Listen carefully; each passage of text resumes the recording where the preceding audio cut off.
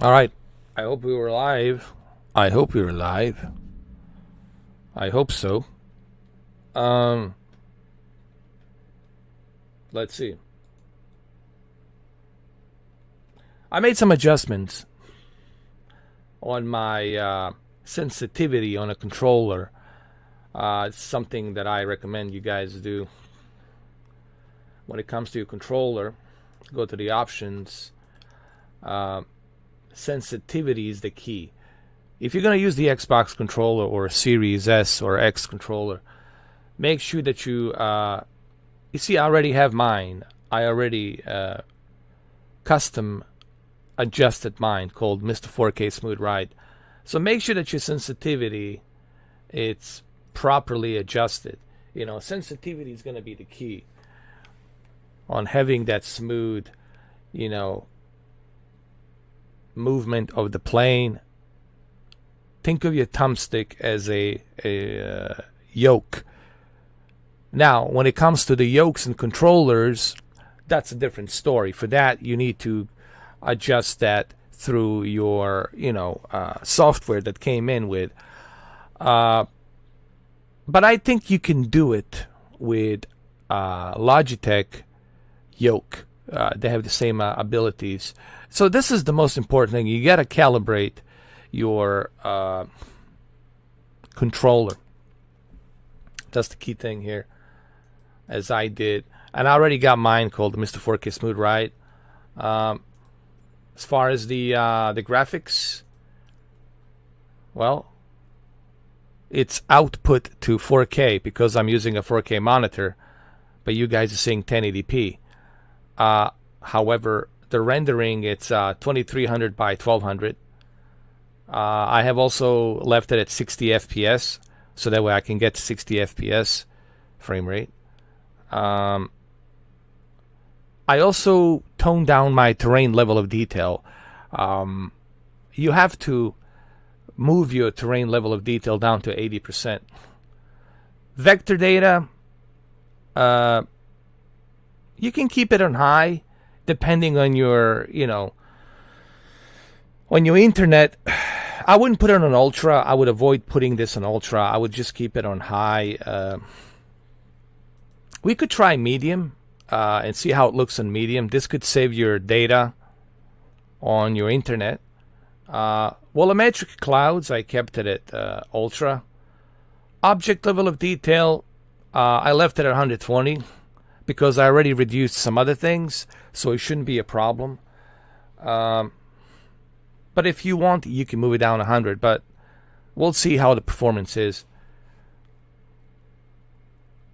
Texture super sampling, I moved this to 2 times. You can turn that off if you want. We could try turning it off and see what kind of performance we get. But the anisotropic filtering, you want this to 4. Texture resolution, you can crank that up. Volumetric Clouds, you can crank that up. So basically what I'm doing here is I'm balancing and calibrating and trying to get that niche, that sweet spot for the performance. This is PC, obviously, but it should give me a good performance. Glass cockpit refresh rate, I left it at medium, right over here. Lens flare, I would turn that on. Motion blur, you want to move this to medium as well. Honestly, this could really have a huge impact on your performance. So let's apply this, and as you're gonna see, runs pretty good, and it's much smoother now because I have calibrated my controller, and I also have adjusted the graphical settings. We're somewhere, I believe, in Yellowstone, out there somewhere.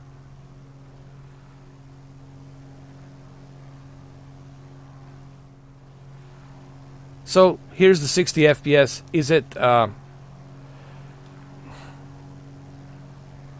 important to have 60 FPS on the flight simulator?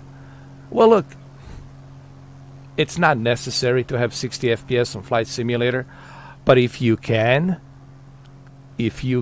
sure, why not? Remember, the more frame rates you have, the better and smoother everything's gonna look. You know, that's the whole thing. Everything's gonna look smoother and better if you have that higher frame rate. You know, that's always gonna be the key thing. And if you look at this, it looks pretty good actually. It doesn't look as crystal clear or as sharp or highly detailed as it would be normally with everything maxed out, but hey, I would prefer to run it like this instead of having some choppy frame rate. The vector data needs to be moved to the medium, which I have done. As you can see, moving that vector data to medium definitely helps out. You know, keeps it more steady. This is a Piper Aero 3. It's not a turbo. It's a Aero 3, 1977, original Aero 3.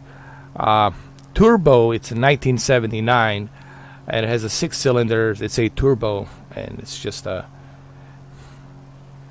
amazing airplane. And it's very powerful too. I think 250 horsepower. For Cessnas, man, that's like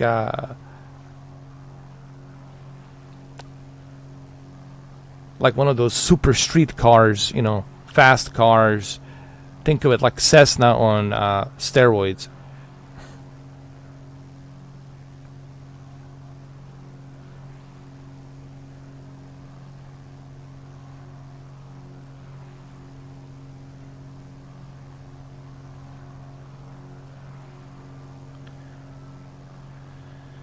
Of course, somebody's calling me right now when I gotta do a live stream.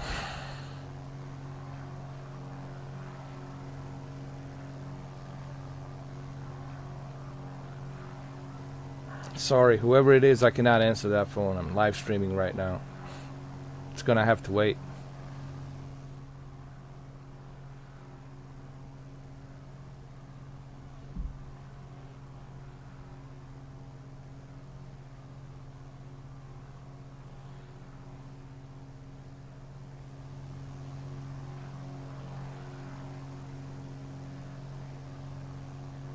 But I'm very satisfied with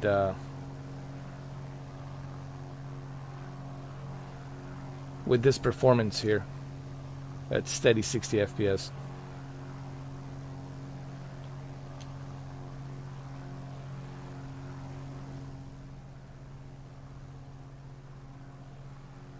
See how everything's smooth? You know, everything's running the way it should run perfectly without any hiccups or issues.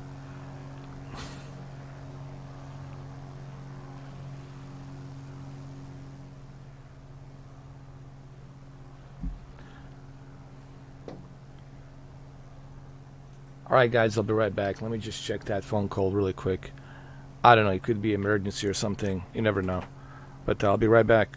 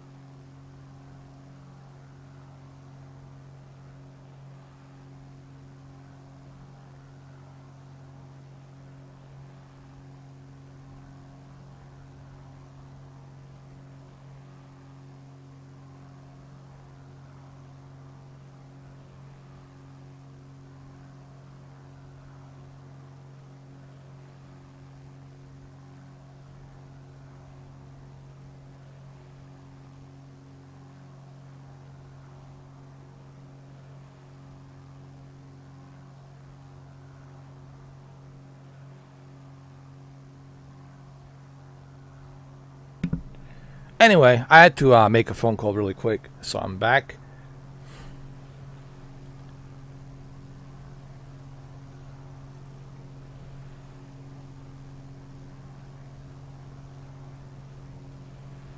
Like I said, I'm very happy with this performance here.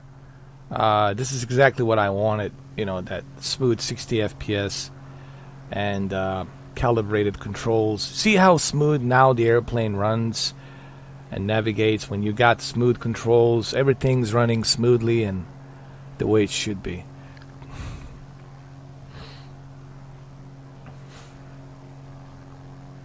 Now this airplane, you know, can only go up to like, I think 17,000 feet, so I got to be very careful here, you know,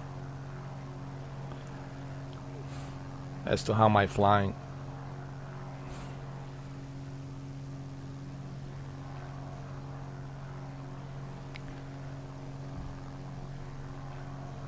I think I need to adjust my video a little bit here. There we go, like that. That's better.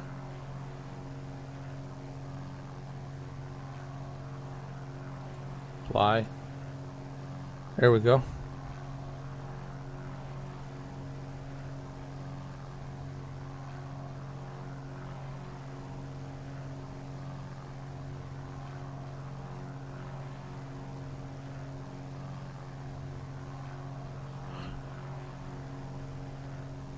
I just had to adjust my brightness a little bit. Things good. There we go.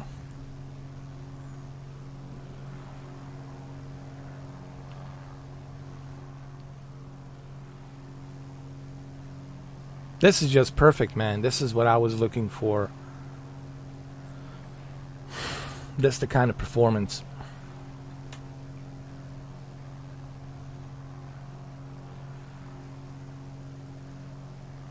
I wanted right here.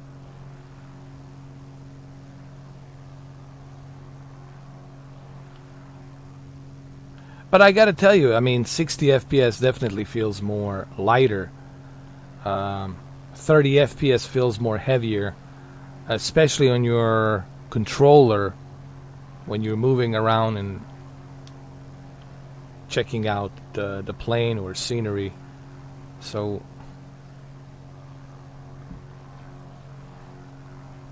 this is far better. So, you know, you have to adjust your graphic settings, your scaling resolution. You have to turn off some stuff that could cause the bottleneck. You also have to calibrate your controller. All of this stuff, when it's properly implemented, then you're going to have a pretty good smooth ride. So everyone's gonna have a different specs on their PC, you know. Technically, this is not native 4K. This is scaled resolution, but your vector data needs to be set to medium. You know, having that vector data to high or ultra, I would not recommend that. You know, because then you're gonna see your flight simulator freeze once in a while because it's trying to collect and download the data, So this way it's much better. I think I have my vector data to medium, I think. Yeah, my terrain vector data to medium. Grass and bushes. I mean, you could put it to medium. You could put a lot of these things to medium if you want to. I don't know. Well, let's see. Let's just see what kind of like kind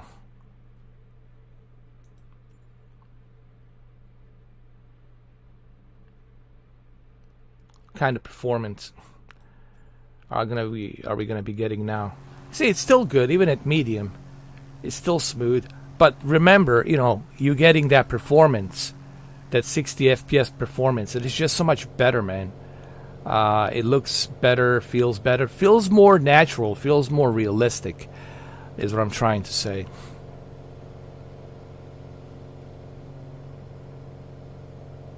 And let's be honest, performance, it's very important, you know, on a flight simulator too. In order for you to enjoy the flight and to enjoy the scenery.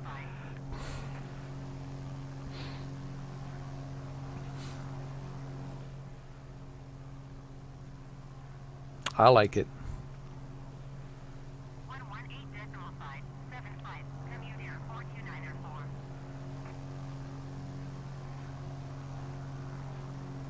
And then don't forget to calibrate your controller. That's going to be another thing that you're going to want to do. Let's go to the airport really quick.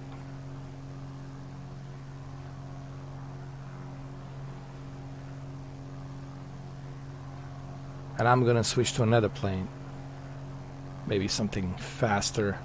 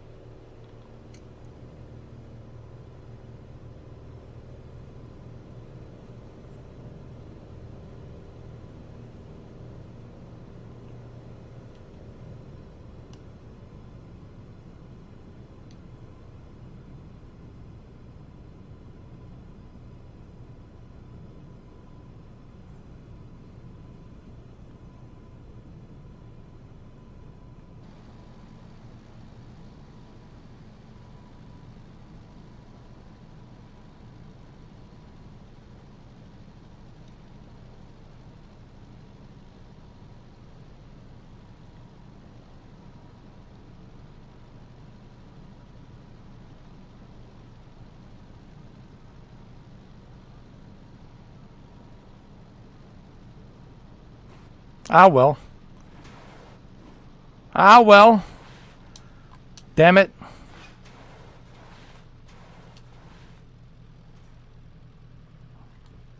Well, that could have ended up better. But this is a bumpy airport.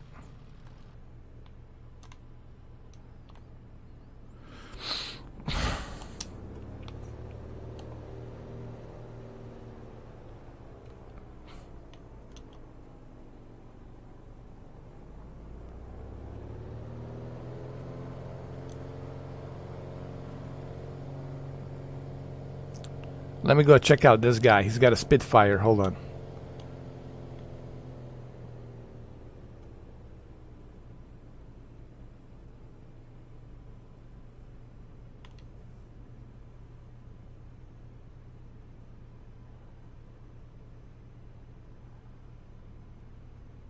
I thought it was a Spitfire.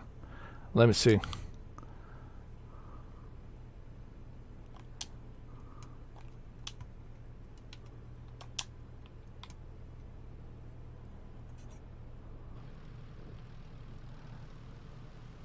Yeah, that looks like a Spitfire. You know what? I should try the Spitfire. I haven't tried the Spitfire. Let's see if anything has changed with the Spitfire. Let me go to the main menu. Here we go.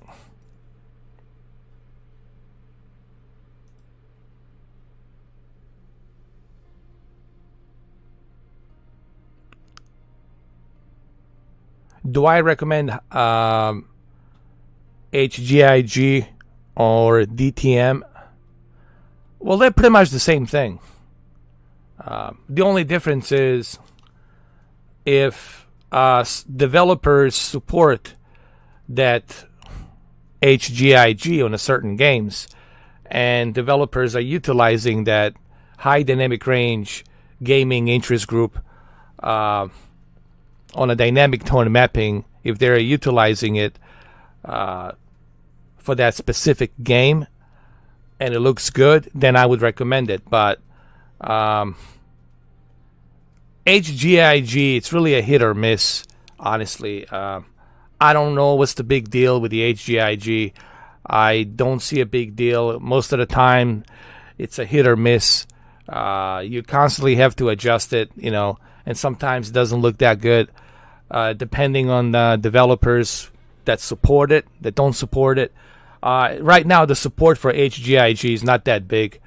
High dynamic range gaming interest group, barely anybody talks about. If you haven't mentioned it, Val, I wouldn't even bother mentioning it. It's really not a big deal, in my opinion. Some people say they see a difference. I don't see it. That's my opinion. I just don't see it. Dynamic tone mapping, it's just good as it is. It brightens up the HDR perfectly. So I would just keep dynamic tone mapping turned on. I tried Call of Duty. I tried some other games, Ratchet and Clank, and I didn't see that much of a difference, honestly. I tried it on Ghost of Tsushima, and I didn't see that drastic difference. As a matter of fact, it was more toned down. Same thing with the Spider-Man.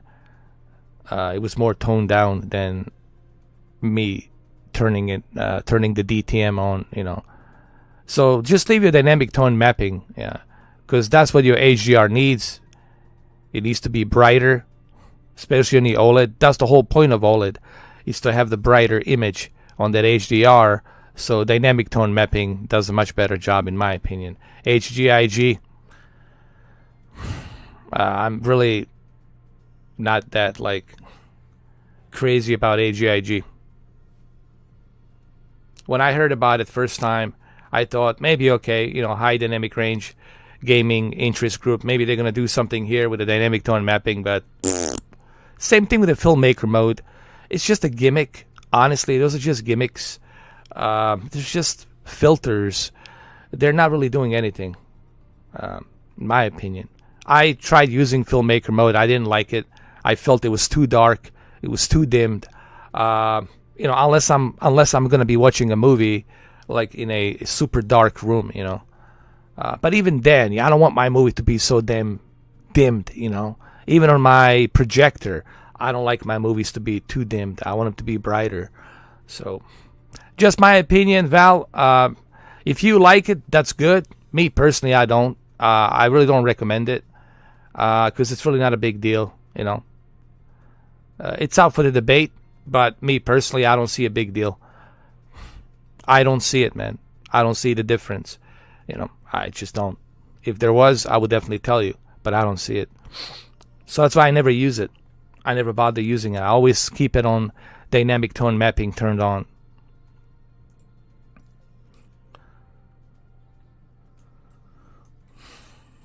Let's go to Los Angeles International. Let me see.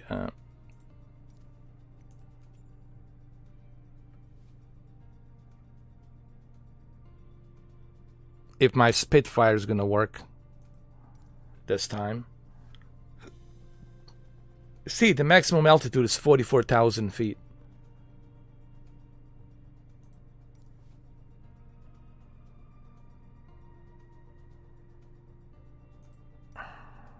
All right, I got Spitfire here.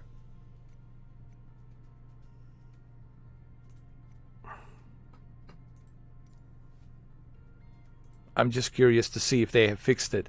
Because the last time I was using a Spitfire, it only got up to maybe barely 10,000 feet. And then once it reaches the 10,000 feet, it keeps falling down. It keeps dropping. I don't know if they have fixed this problem, if they have fixed this issue, but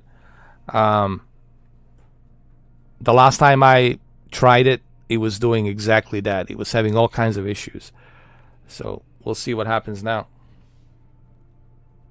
We'll see if they have fixed the bug.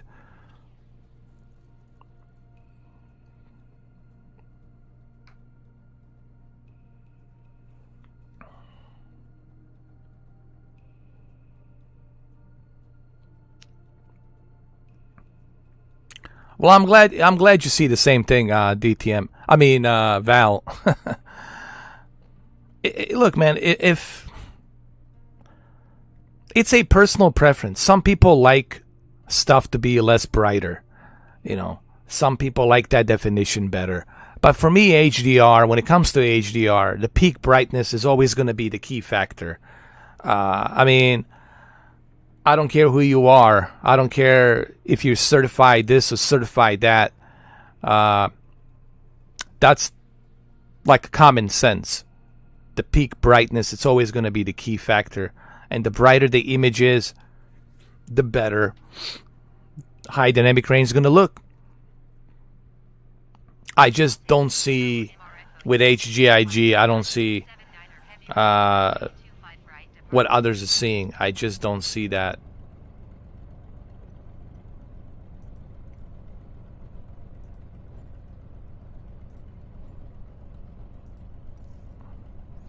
I'm going to do a live weather. There it is.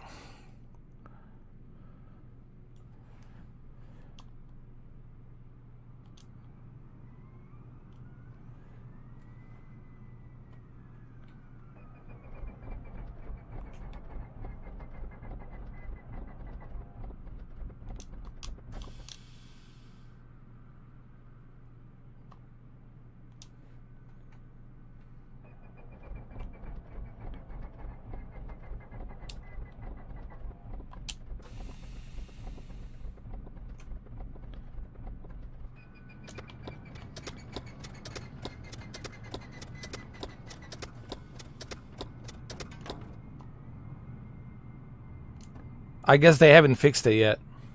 Still having the same issues.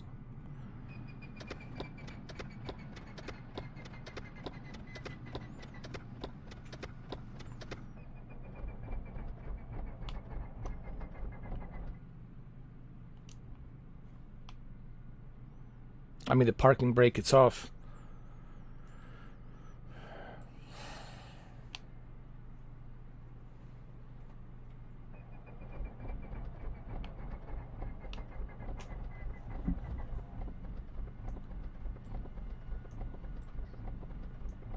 I really don't know who created this airplane, but they really did a piss poor job on it.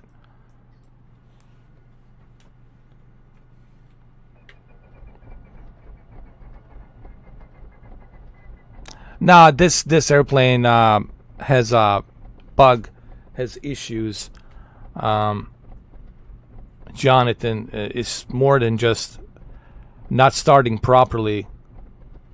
It has also issues with climbing up to 44,000 feet.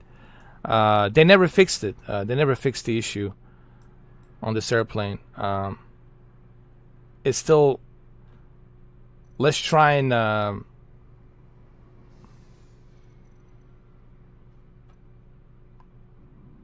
let's try and reset it.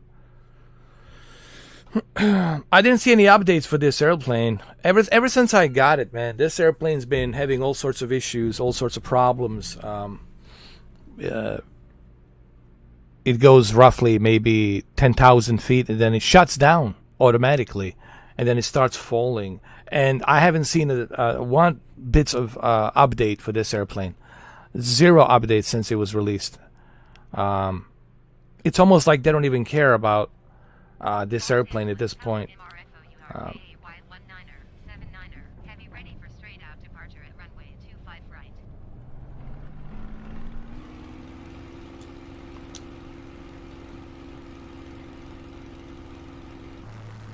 All right, now it's starting.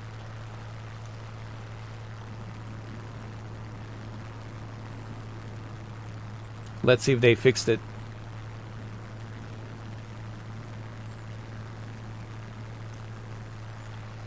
We're in Los Angeles right now.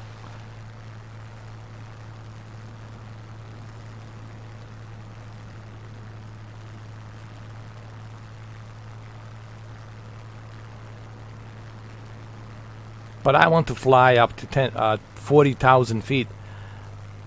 This thing goes only up to 10,000 feet, and that's it.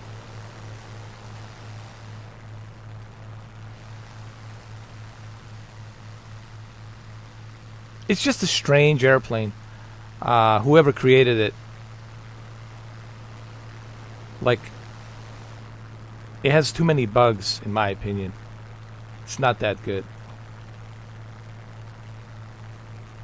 Are those bugs fixed? I don't know. I guess we'll find out. Here, let's go past this guy really fast. Yo! I love doing this kind of shit, man. Passing by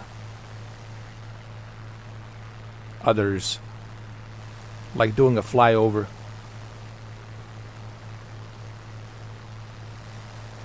There he is. He's right there. I'm gonna go pass him by while he's out there unloading the passengers. He's right over there, dude. I'm gonna pass him by. Do like a flyover with 60 FPS.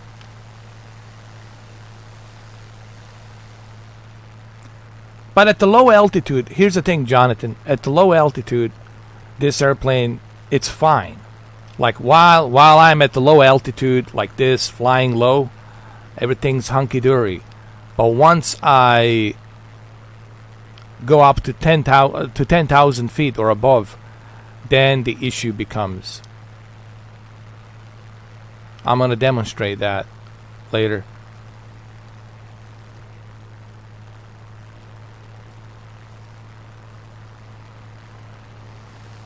I think he saw me. He had to be able to see me, though. I'm pretty sure he did. Oh, there's another guy, Cord. Hey, Cord. What's up, bro?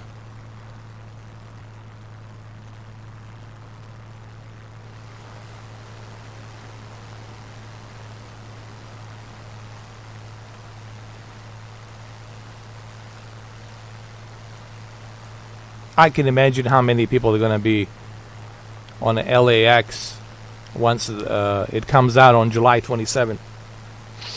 You know, Xbox combined with PC, man. It's going to be crazy. There he is. There's going to be so many people flying. It's going to be ridiculous, Jonathan. Yeah, like it stops the engine at 10,000 feet, but this airplane can do 44,000 feet. You know, 44,000 feet is pretty high up, man. That's way above, you know, Mount Everest, man. You're like 15,000 feet above Mount Everest. It's pretty high up. I'm gonna follow this airplane. I'm gonna escort him. We'll do like a little escort service. Multiplayer is a lot of fun. I think you guys are going to have a lot of fun with the multiplayer when this comes out on Xbox. 60 FPS, it's nice. You know, I'm not going to lie. You know, again, I can handle 30 FPS for this, but 60 FPS, it's really nice. Really, really, really nice.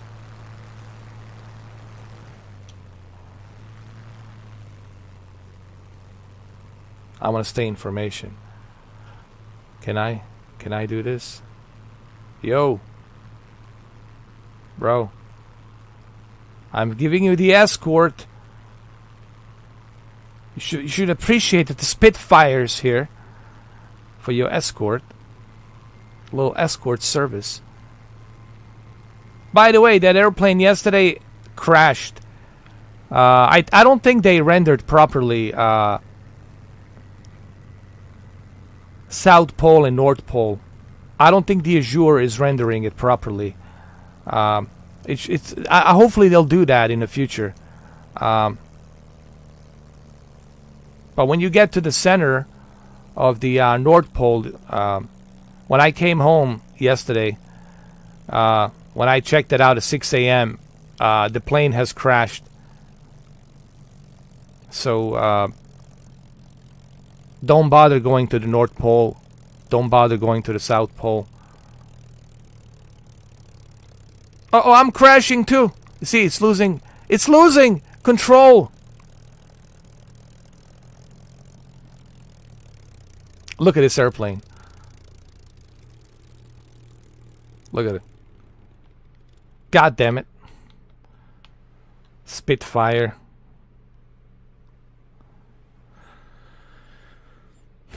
Damn you, Spitfire.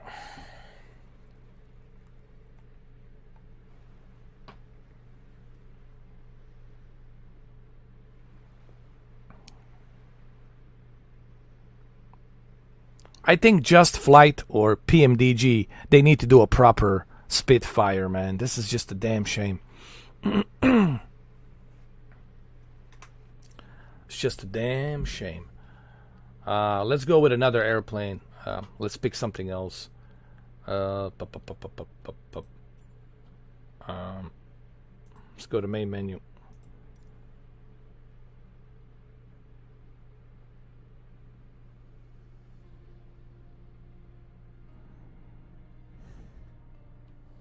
I know. Yeah, it was weird, man. But it kind of sucks because, I want the entire planet to be scanned. Like, why leave out, North Pole? Is there some kind of secret there that the data cannot be collected from the center of the North Pole and the south of the pole of the Antarctica? Like, is there some kind of secret there or something we're not supposed to see? Or like why can't that be rendered? Maybe I want to go there. I should have the freedom to go wherever the hell I want to go. And who knows what the reason is, But I can tell you that it's not rendered. It's just a flat white surface. Dude, it's bullshit. It's just a flat white surface.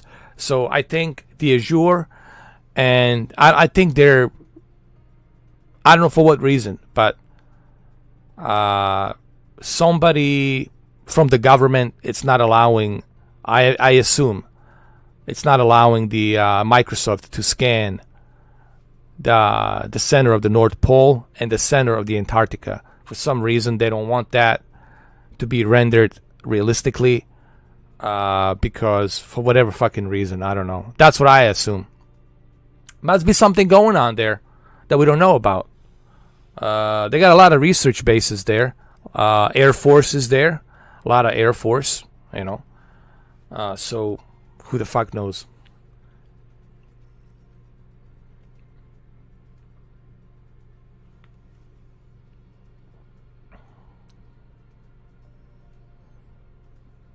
I'm on the east server. Well, Area 51, they allowed us to scan that area, because people already taken so many images of it. People have already, I'm talking about on the surface. You can see the hangars, you can see where they're located, you can see the runway, but you don't know what's inside the hangar, you don't know what's down below. Area 51 is not so much what you see on the surface, it's what's inside the hangars and what's down below and what's in the mountains, underneath. That's the trick part. That's what you don't see. But they don't give a shit if you take the runway and scan the runway. They don't care about that. They know that Russia is spying on us as well. They know that Russia is spying on the Area 51, but that's why they keep it so secure. So whatever project they got going on, it's not going to be on the surface. And the planes are not going to be tested on the Area 51. It's going to be tested somewhere else. Where Russia and China and others will never know. You guys have to remember, man, we have to be smart. We have to trick Russia and China. That's why there's so much secrecy. So that way they think that we're going to test the new airplane here. But in fact, they don't know exactly where we're going to test it and what time and where. So there's a lot of, it's like a 24/7, man. If you get into that, if you I have some friends who are in military and they cannot talk about a lot of different things because they can't. they will be court-martialed if they talk about it. They can't even talk about the inside of F-22. You know, F-22. You know, Lightning, Raptor. They cannot even talk about because it's a top secret. What's inside, technology that's built inside the that plane, the panel, and everything that's inside, it's top notch. And we're the only country that has F-22 Lightning. No other air force on the planet, other than United States, has F-22. Not even NATO. NATO has to ask us, as allied force, to come in with the F-22. NATO has F-35, you know, Fat Amy, that's fine. But it's a nickname, Fat Amy. But they don't have F-22. They have to ask us, hey, we need you guys to help us out. We need the F-22. And then the U.S. Air Force, U.S. Navy. Actually, they don't even have it on a carrier. You cannot actually have F-22 on a carrier. It has to be from the Air Force base, like Ramstein in Germany or Italy. So it has to be one of the bases out there in Europe. But F-22, it's top secret. That's only reserved for United States Air Force and U.S. Navy. Not so much U.S. Navy, but United States Air Force. U.S. Navy cannot keep that F-22 on that carrier. They only have Fat Amy, because Fat Amy can take off like that, come down like a Harrier. And they have F-18, F-16, Striker, Eagle, F-15, and they might have a Block B, the new F-16. But F-22, that's a highly technologically advanced secret. That's why you don't see it. That's why you'll never see it on a DCS. They cannot replicate. You'll never see F-22 like a 100% replica simulator, Raptor. You might have some, guessing, bullshit version of F-22. You might have some, whatever, copycat, bullshit, fake version of the F-22 on the video game, but you're never going to have a simulator that's going to show you F-22 in its true glory. Just like you're never going to have a B-2 stealth bomber simulator ever, because what's inside that cockpit on the B-2 stealth bomber, it's top secret. So these are the planes that are off limit. Like, you can toy around with the F-18 and you can do a simulator on the F-18, on the F-14, the F-16. But when it comes to F-22 Raptor, when it comes to B-2 stealth bomber, that's off limit. They told me, like, my friends who are in the Air Force, just south of Cape Canaveral, there's the Air Force base just south of Cape Canaveral. They told me, like, yeah, that's off limits.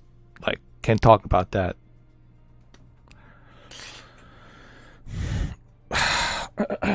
Well, that's not need to know,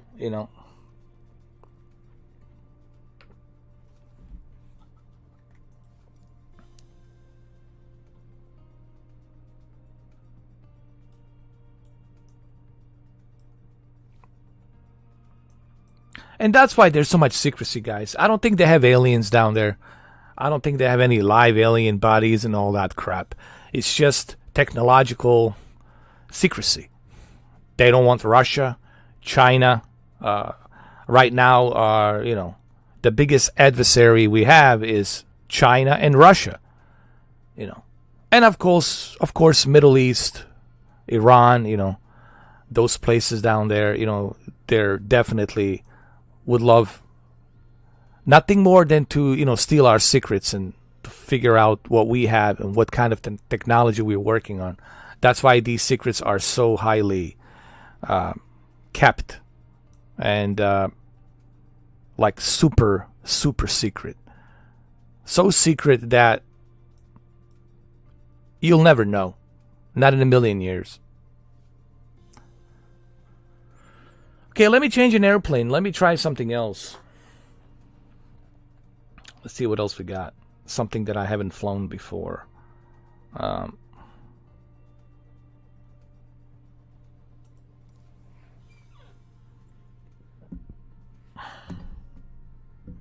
Let's see what we have.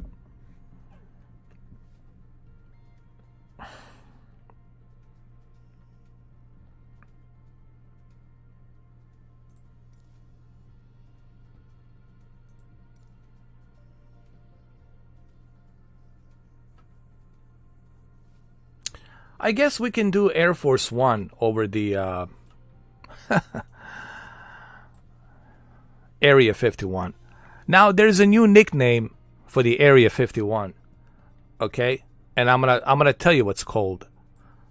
I'll tell you in a minute. This is not a secret. It's open to public. There's a new nickname.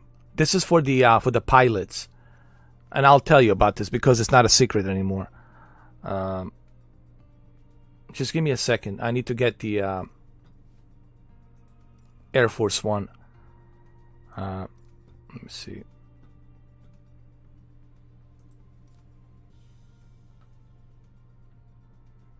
It's a damn shame they don't have it.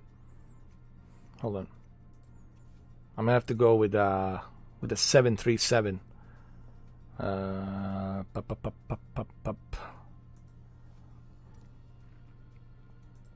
Boeing 737.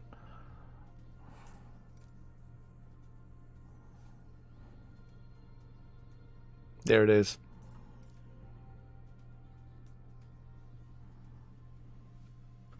So I'm going to tell you, let's go to Las Vegas. There's Las Vegas. So when you get to Las Vegas, there's the Nellis Air Force Base right here. And just north of Nellis Air Force Base, it's just right over here. All right, so we're going to do this flight. We're going to do a departure from here. And then we're going to make our way to, you guessed it, Homey. Yes, you see how close it is from Las Vegas? It's about 70 miles, something like that, northwest. And there's Homey right here. So we're going to land on this big runway with the Air Force One set as arrival. So we're going to go ahead and do that. Make a right turn and go to the Air Force, the Homey, the Area 51. So now you know.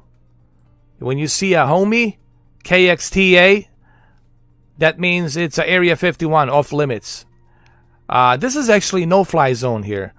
Commercial airplanes cannot fly here. If I was to do this, and I'm not authorized, they would have shut me down. They were like, shut me down. But since we got Air Force One, the Air Force One can land there. And I'm pretty sure Air Force One has landed there many times. I'm pretty sure. It's just they don't tell you about it. You know.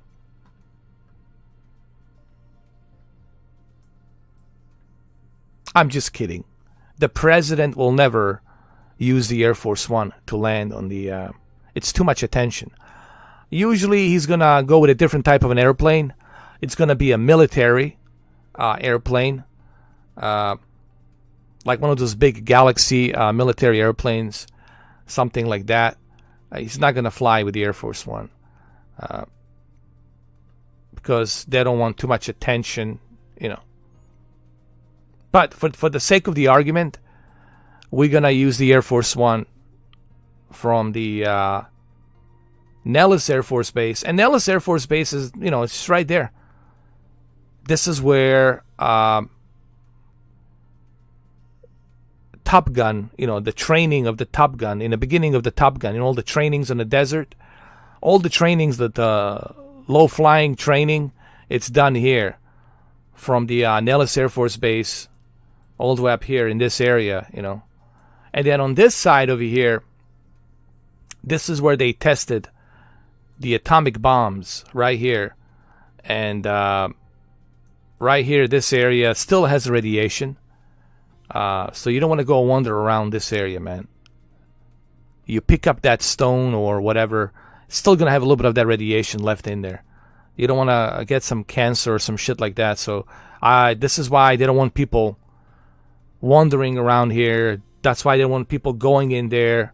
You know, you're not supposed to. It's really it's an Air Force territory. It's a military territory, and you're not supposed to be coming here, especially to the area where they tested a bunch of atomic bombs.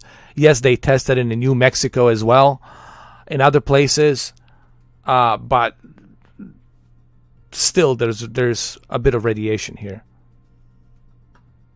And you can see the craters. There's craters there. You go, well, you're not supposed to go there. It's off limits. You'll get arrested and prosecuted to the full extent of the law, 100%. So anyway, let's do this. Let's get the live weather. And let's go. Let's fly.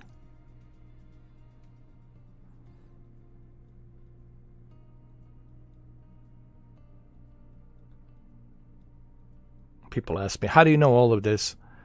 Well, I have some friends who are Air Force pilots for a long time, and you know, this is nothing top secret. You know, this is just, don't go there. You know, don't wander around. You will get arrested. You'll get prosecuted, man. Okay. The military guys in those white trucks, you know, they're military police. Really, they're like a military police. You know, people call them security. They're not security. They're military police. That's what they are, and they will arrest you.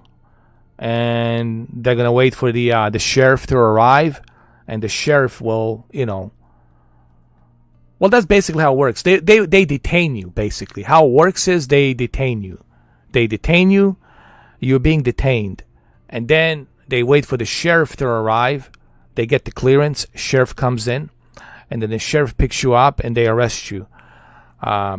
Also, they have a right to use any equipment that you might have used to record something or to take the photos of something. They have the right to possess that equipment and check that equipment, whatever it is that you had on you, because you are trespassing. You are trespassing into the Air Force military base. You're on the military grounds, so you are trespassing onto a military grounds, and you're not supposed to do that. They don't know who you are. They don't know if you're a spy or some shit, or so they have to, you know, take all kinds of precautions. You know. And a lot of idiots got arrested simply by doing that. Clearly, they can see the sign. Clearly, they can see, you know, the red and white stick, the military installation.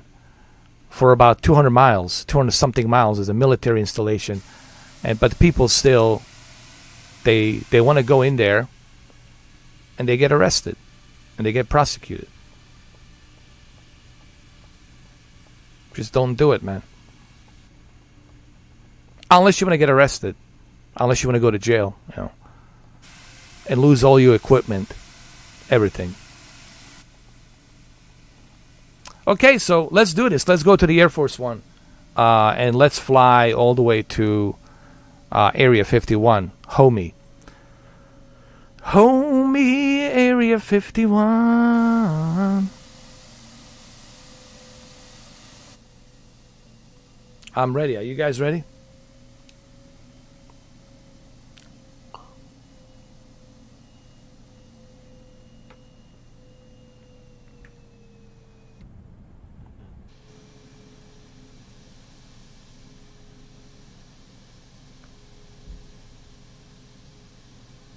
It's going to be a good flight.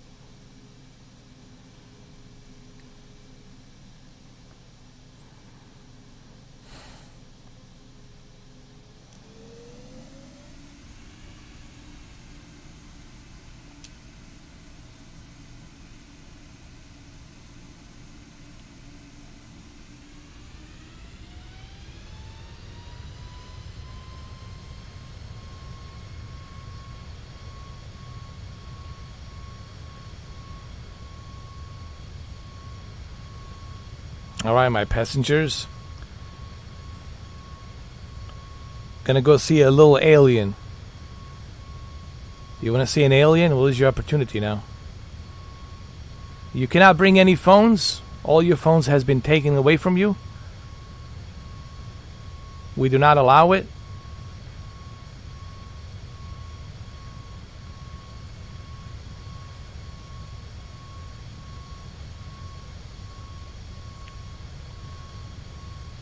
Hey, look, there's a F-15. I need the escort. I need the escort.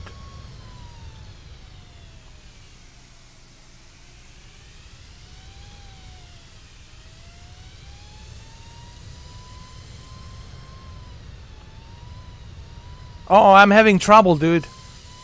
Something's wrong with my airplane.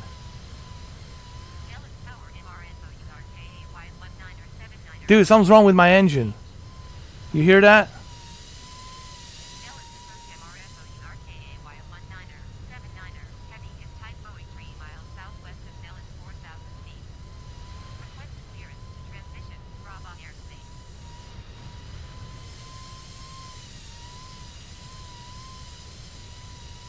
Hey, dude, I need the escort.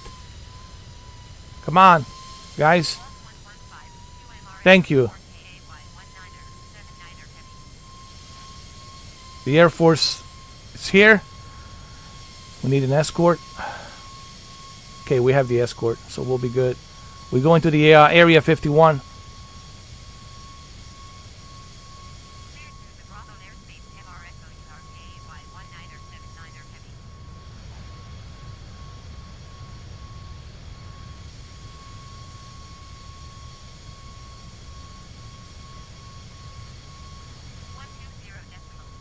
I don't know, something was wrong with my engine, dude. I was freaking out, dude.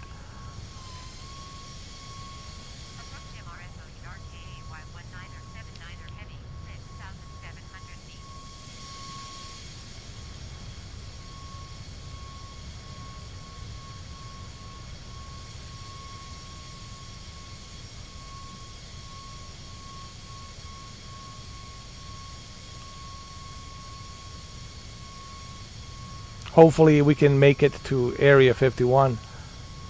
But there's definitely something wrong with this engine, dude.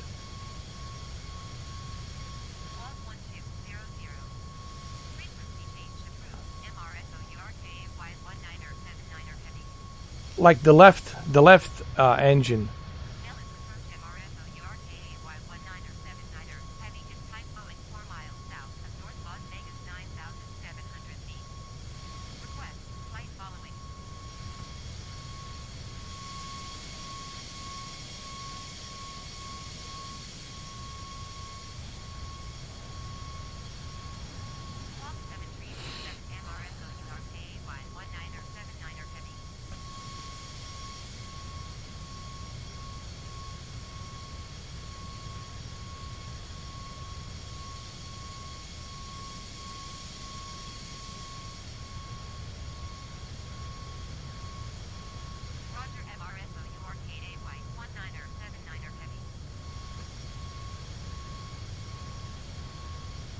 I gotta be super careful, man, how I fly this thing.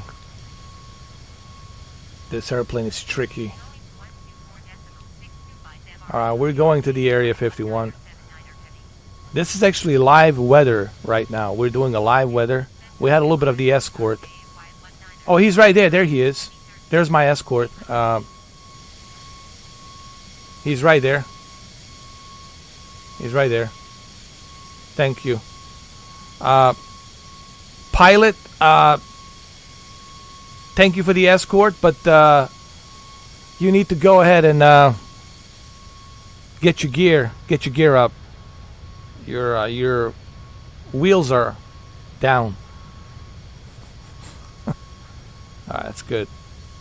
That's good. Thank you for the escort, man. I really appreciate that. And we live in a dangerous times, man. These are some dangerous times. Can never be too safe.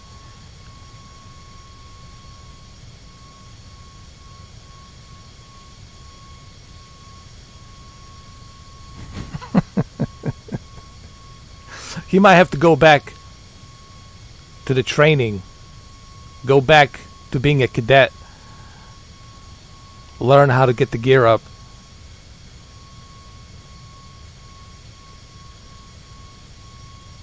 I think he was in such a hurry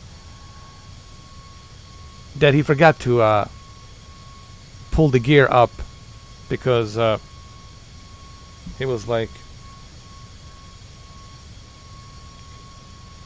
the President of the United States is already up in the air, and I need to hurry up, catch up to the Air Force One.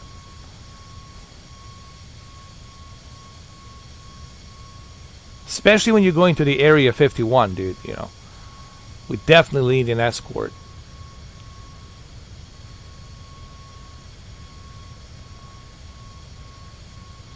We already got the clearance to Homie.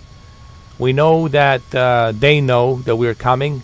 The commander of the Area 51, he gave us a clearance. He knows that the president is coming. He's going to welcome the president when we land.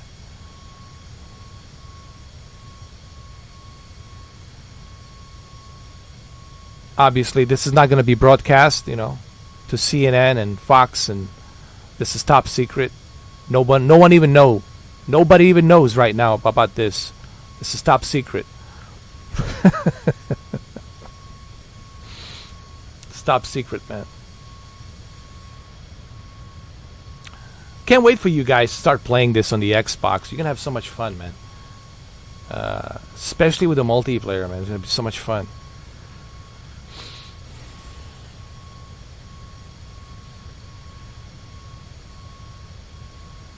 There's the Air Force.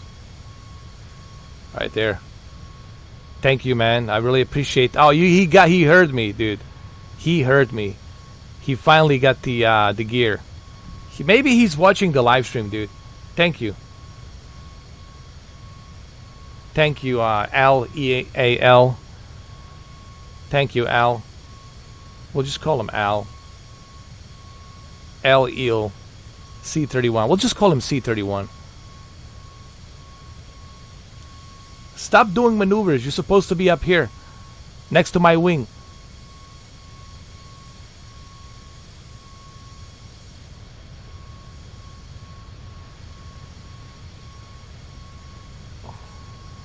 Okay, we're getting closer. Thank you. He heard me. He knows. He knows. He knows better. He knows better. Otherwise, the President of the United States will fire you. You're going to be fired. Fired.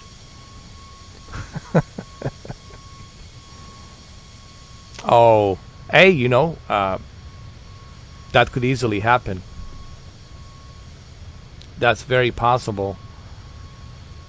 I'm sure he knows, this guy, L-E-L C31, he knows that we're going to the Area 51. I'm pretty sure he knows. We got a lot of clouds over here, man. What's going on? We're gonna have to lower down our altitude a little bit. He must know we're going to Homie.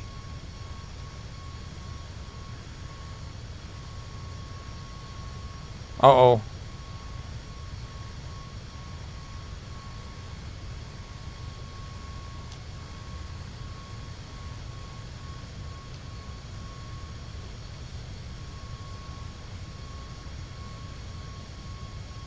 Getting closer. Aliens are putting the clouds. Aliens are putting a bunch of clouds to cover the Area 51.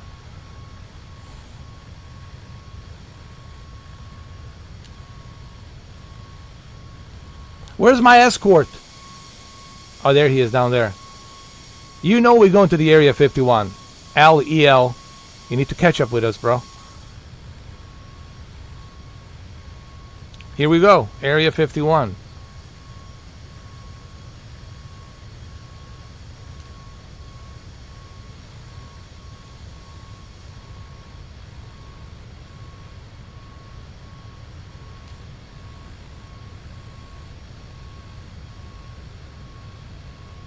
There it is.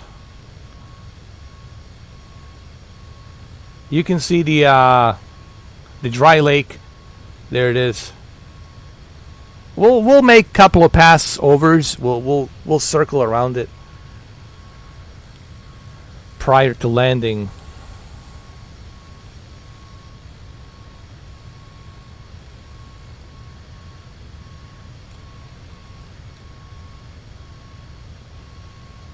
So you guys can see it better.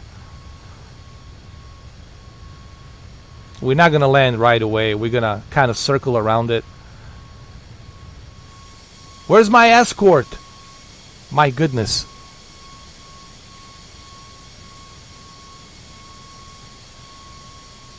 There he is, finally. He knows what's up. He knows we're going to the Area 51.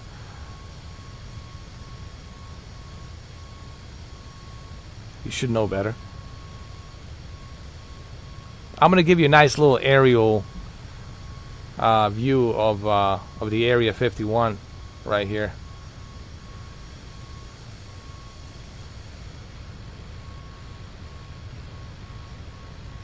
There he is. Thank you. He knows what's up. He knows.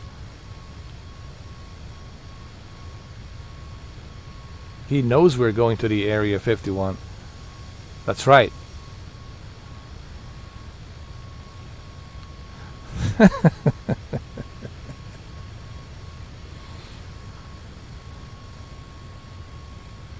Dude, so many people are going to go to Area 51 on July 27th.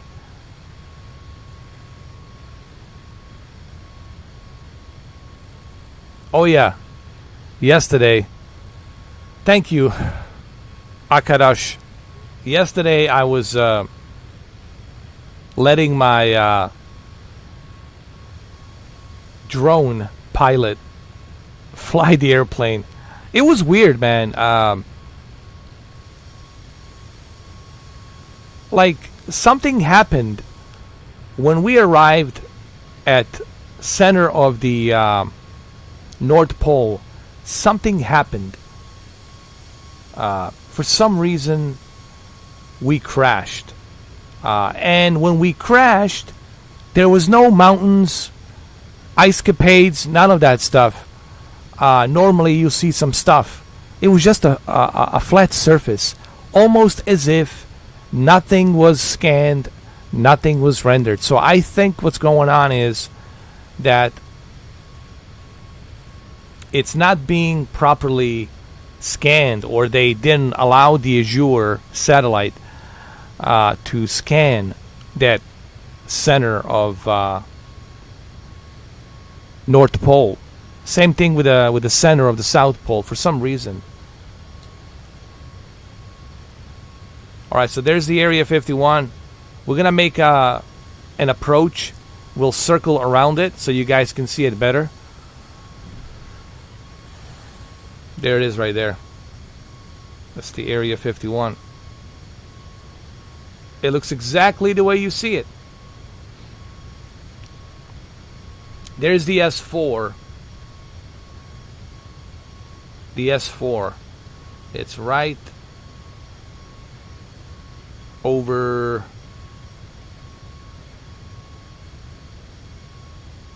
I think over here. See these mountains over here? I think that's where they keep, that's what Bob Lazar was talking about. In these mountains they keep them UFOs right over here underneath. But that's what he says. That's what he says. Alright. And you can see the road from here taking you directly there. There's a road down there. You see there's a road right there. Right here. Taking you right up here. So we're not going to land yet. We're going to kind of just circle around it. Show you the Area 51.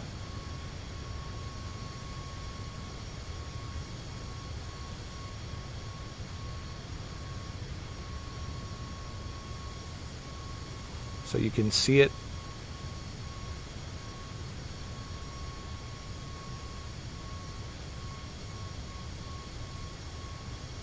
That's got a little small town over here. Look at these hangars. It's right over here.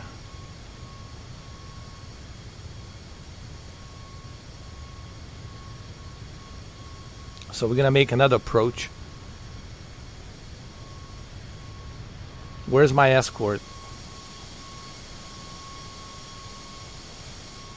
He left me. He says we don't need you anymore. Oh, there he is. He's right there. He's right there.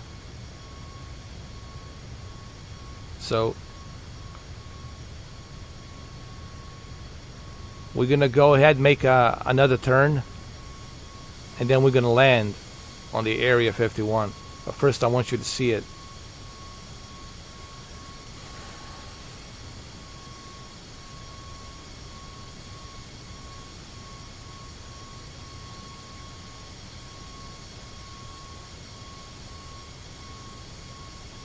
Alright, so we're gonna make a turn. We're gonna turn around, and then we're gonna land onto the Area 51.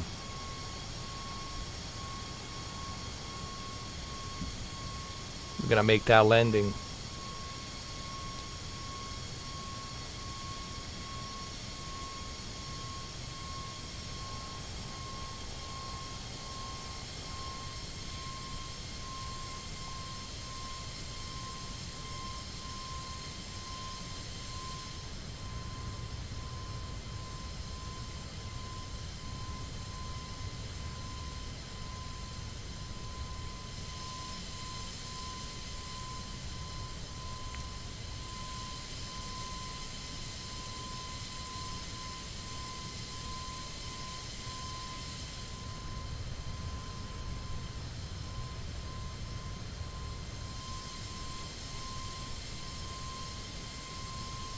There he is. He's right there.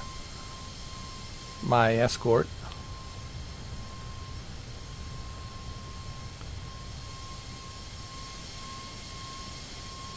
He knows that we gotta land.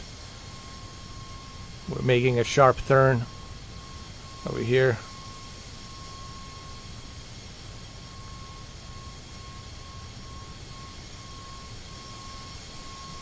He's just checking the perimeter, making sure that no one's there. You never know.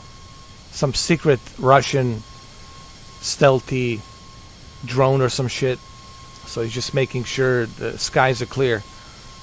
That's him over there.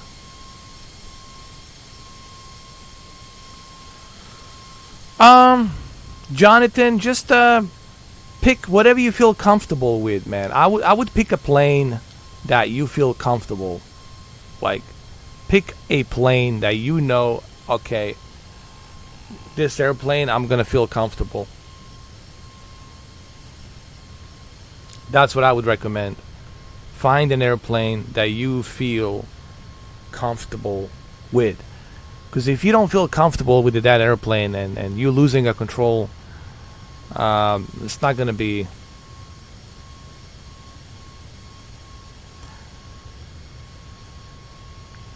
It's not going to be a good experience. Switching back and forth airplanes can sometimes be a bit of a nightmare. It's always to stick with one airplane that you know it's good, that you know is going to work really well.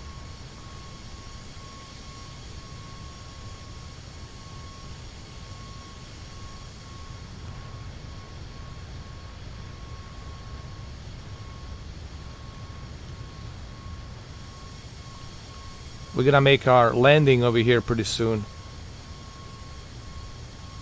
There's my escort. He knows what's up. He knows that we need time. I think it's a F-15 Striker. Yep.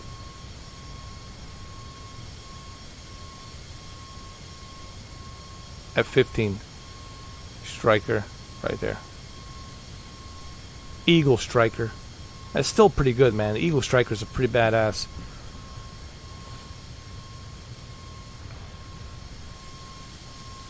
He's gonna land with us once we go down to the Area 51. And he knows that I have to make that turn before I can make landing on the Area 51.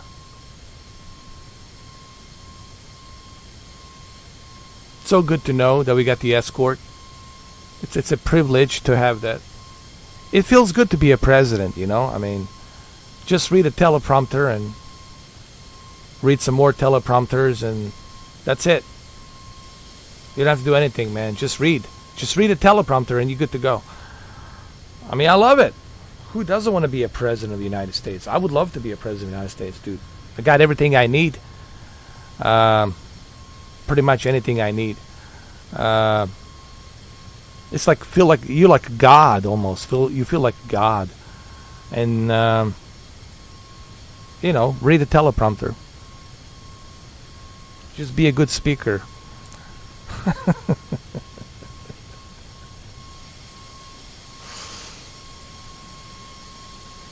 All right, so we have to make this turn properly so we can properly land. So on this other mountain over there, we're gonna make an approach.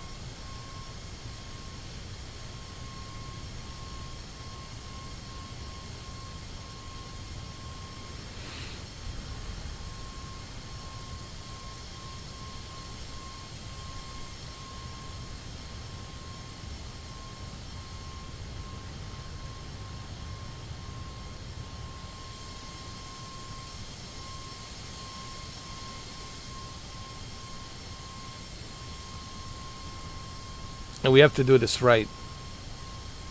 Otherwise, it's not going to work out.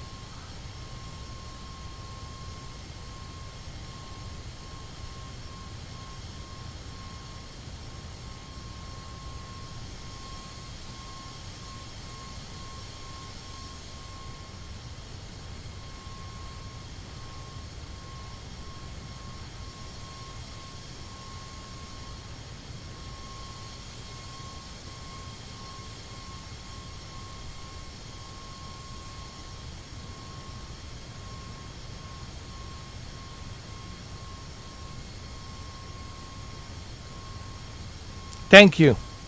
Roger that. ALC31. That's you, man. Oh my God, it's you. Oh my God, that's you, bro.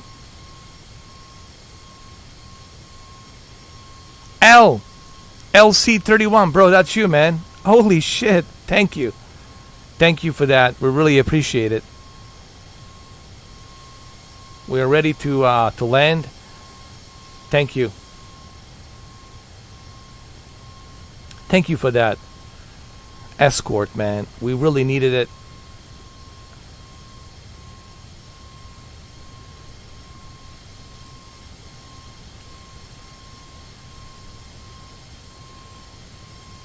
This is gonna be good.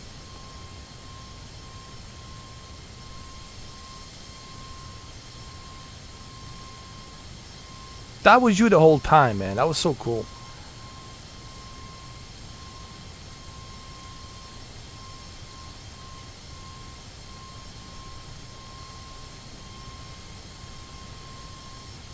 Yeah, I love it, man. I love this.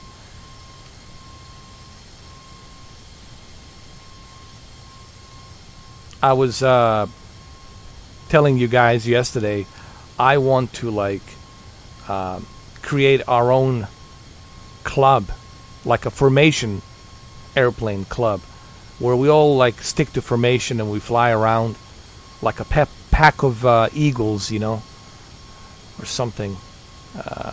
And I really can't wait for July 27th, man. We're gonna have so much fun. We're gonna have so much fun, man.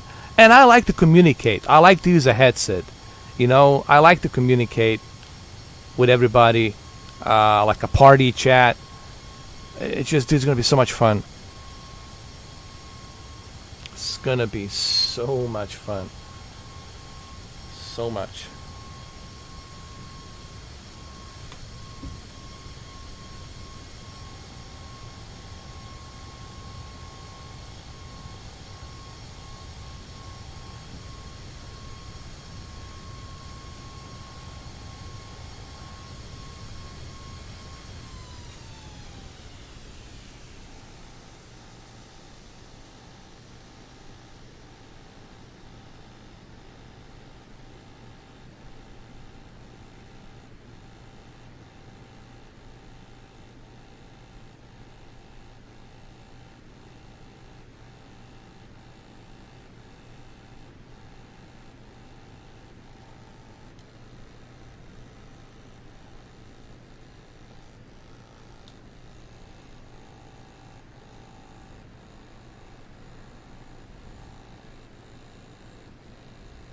I know, man.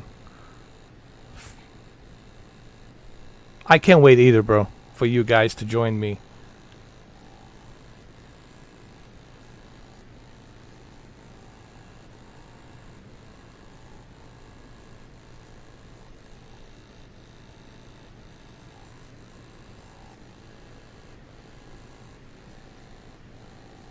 It's gonna be so much fun, man.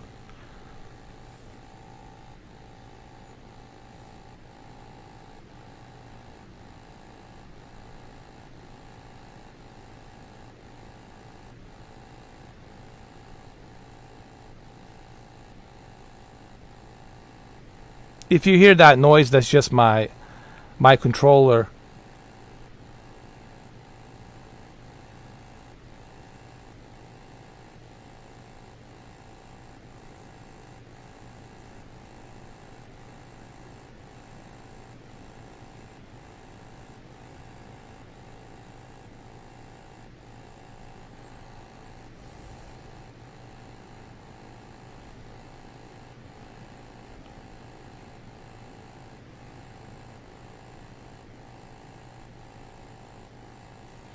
Here we go. Now's not the time to screw it up.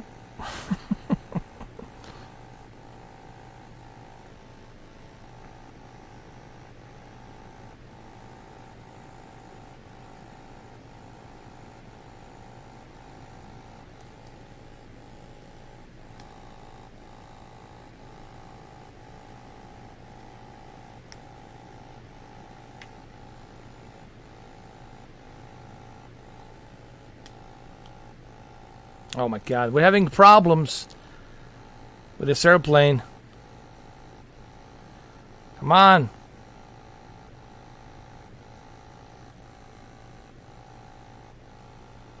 Come on, damn it. Let's go.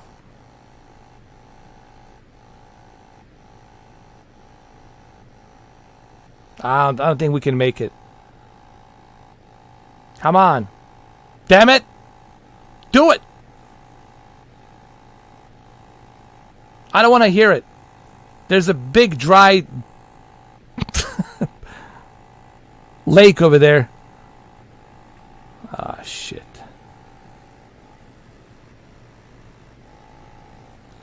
Jesus. Jesus! Ah, god damn it. You gotta be kidding me. You got to be kidding me.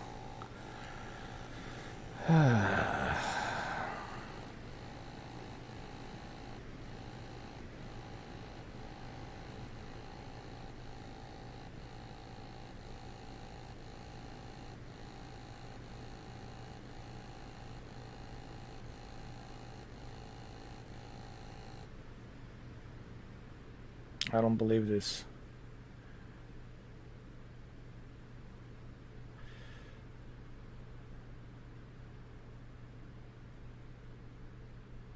Come on.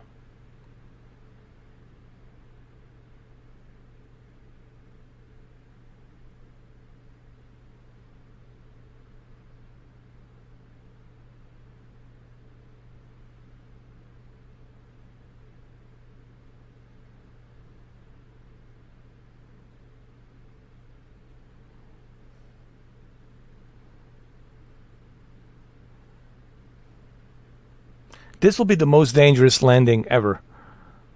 Unbelievable.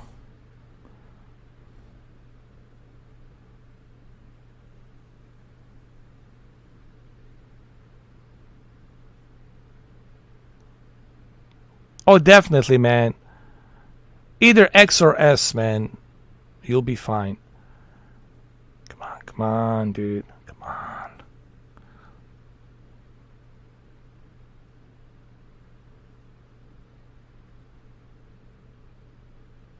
You got this, bro.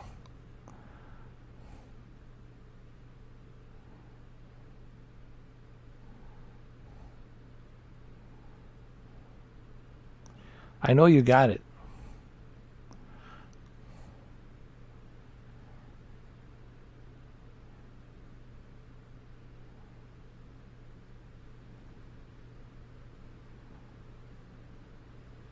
Like I said, this will be the most dangerous landing ever in the Air Force One history. Whew. My God. Jesus Christ. Mr. President, why do you want to see so badly the aliens? It's nothing to it. They're just aliens, you know. They're gray and they look like tuna. They smell like tuna fish, you know. Why do you want to see the aliens so badly?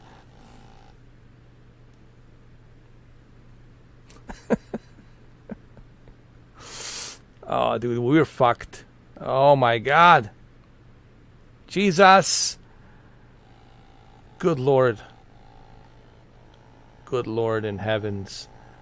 Oh my God.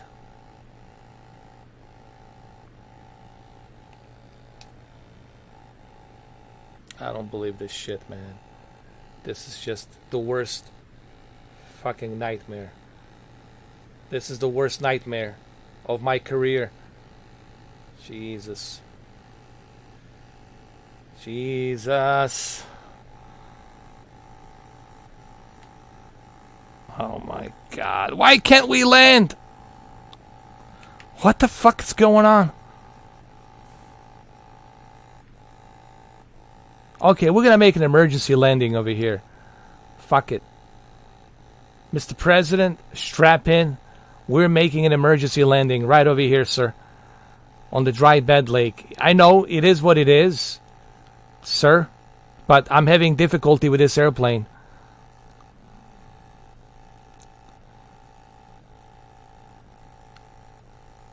I know I'm gonna get fired, but it is what it is. Everybody, wish me luck. For God's sakes. For God's sakes.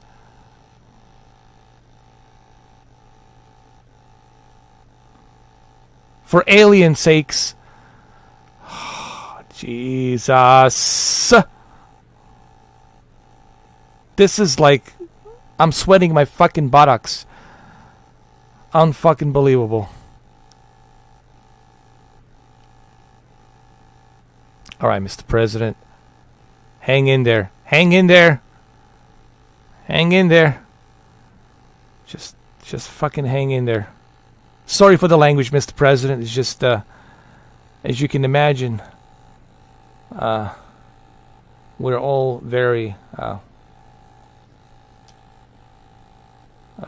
we're all very nervous about this fucking thing. Alright, here we go, sir.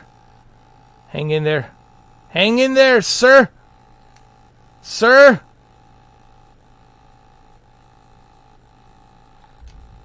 Oh! My bad, sir. Did you spill your drink? Secret Service, go change his tie. My bad. Oh my God. Okay, we gotta do this. Okay, we're gonna land over here. We have no choice. We gotta land over here. Oh God. Oh Lord. This is bad. We're gonna go to the S4. That's where the aliens are anyway. It's on the S4. That's what Bob Lazar said. Bob Lazar said they're right here. Oh, fuck. Alright, sir. Sir, hang in there. Sir! Oh! Are you okay? Sir!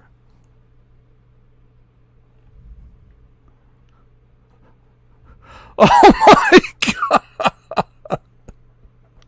Oh my God! Oh my God! Sir, you see?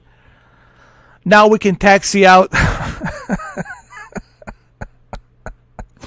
Dude, this gotta be the most nerve-wracking shit I've ever...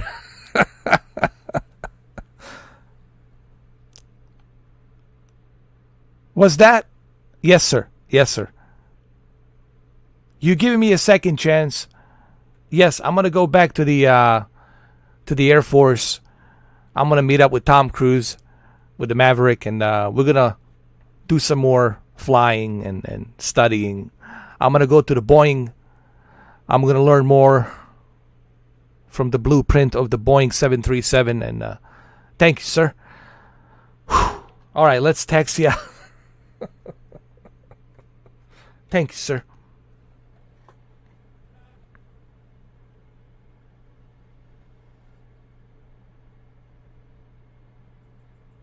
I know.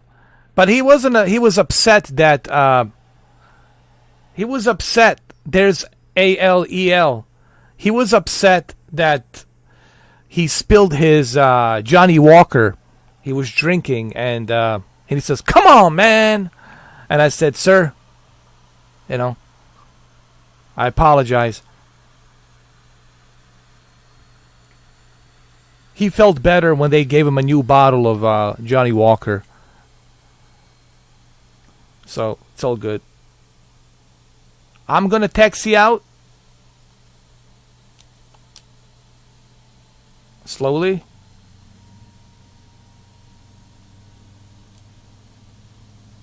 There's ALEL C31. Thank you, ALEL C31. We're gonna go ahead. We're gonna taxi out.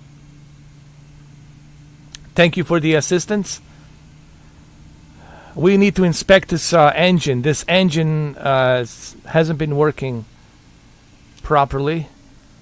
So this is embarrassing. It's a good thing that this is not documented. Oh, wait a minute. It is documented. Oh.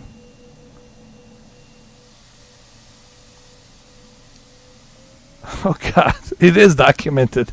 It's on YouTube. Oh, my God. We'll have to block this video. We'll have to remove this video. We'll have to remove it. Oh, my God. Thank you so much for the assistance. Do you have a mechanic with you? You're going to need to call a mechanic right away to come here and check this airplane. Call the tower on the Nellis Air Force Base and tell them we need a mechanic right away. Some kind of smoke is coming out. It's not good. The mechanic will be fired. That I heard from the president's mouth. He says the mechanic will be fired with a severance pay.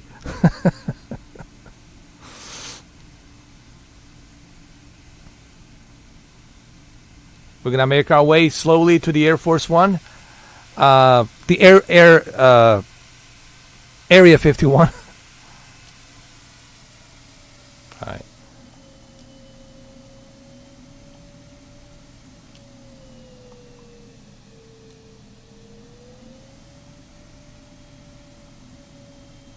I'm so disappointed, man, that this has happened. Hey, what's up, Jay? How you doing? And I know ALEL C31. It's embarrassed. He's embarrassed for me that this has happened. You know, it's just total embarrassment. You know, and Putin cannot know about this. Vladimir Putin and Russia today, they cannot know about this shit, man. It'd be a laughing stock. This needs to be kept secret because we are on a secret base.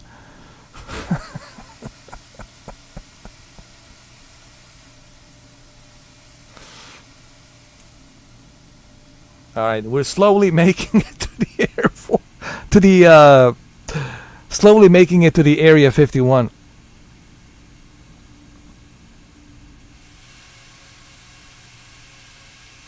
Wow.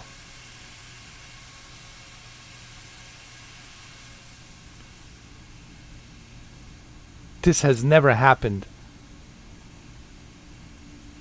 in history of Air Force One. Unbelievable.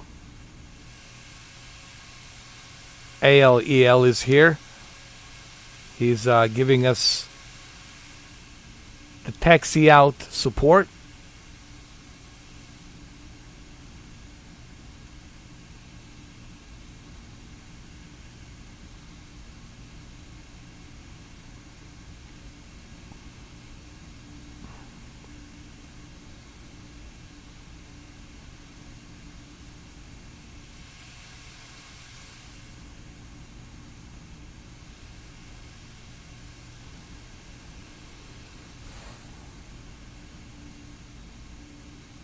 This is so embarrassing.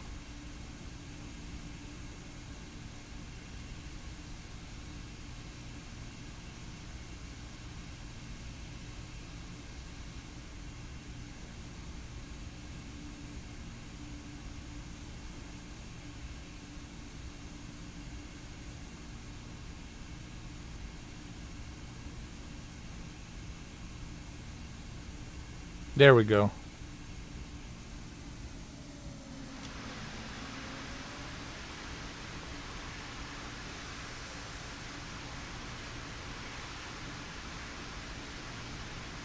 Wow. I finally will get to see the little alien. What an embarrassment this is. I don't even know what to say, man. I'm just like...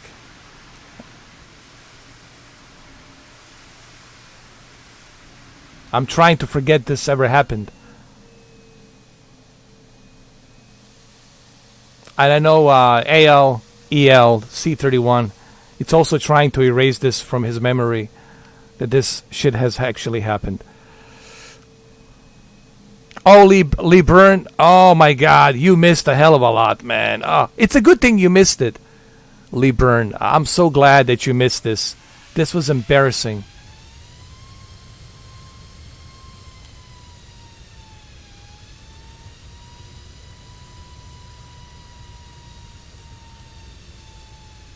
This was embarrassing.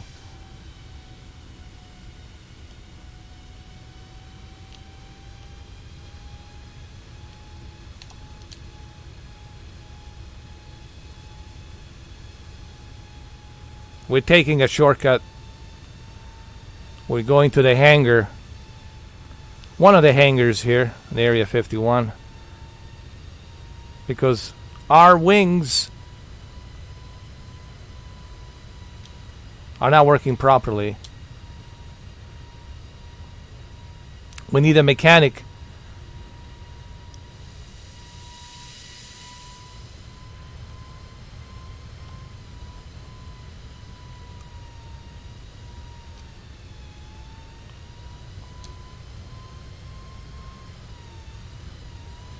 Listen to the engine. You see, there's something wrong with the engine. So we have to fix it. We got to go to one of the hangars over here. Let me see. Listen to the engine. We'll have to park it over here. Hold on. Next to the hangar.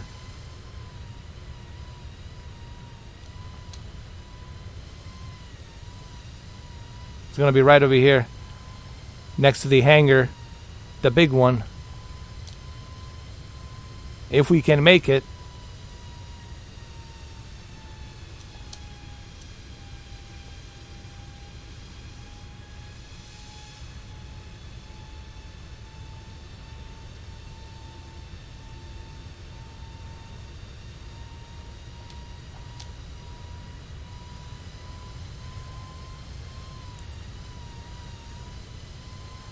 So this is the hangar we're looking for right here.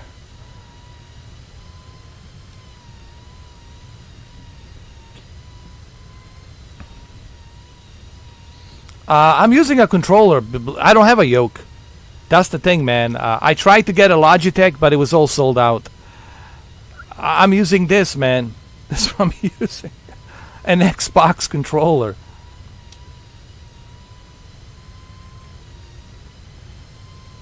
An Xbox controller. Can you believe that?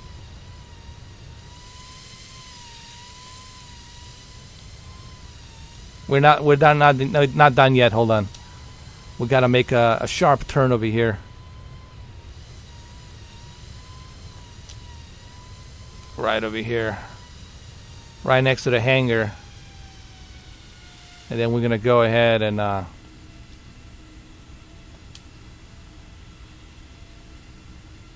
this is where they keep the aliens. So we're gonna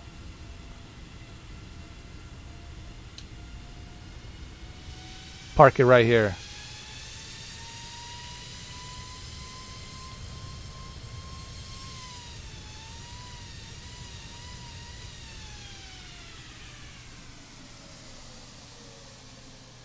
So this is where we're going to be. This is the Area 51. This is the hangar right here. And this is the road right here that takes us to the S4.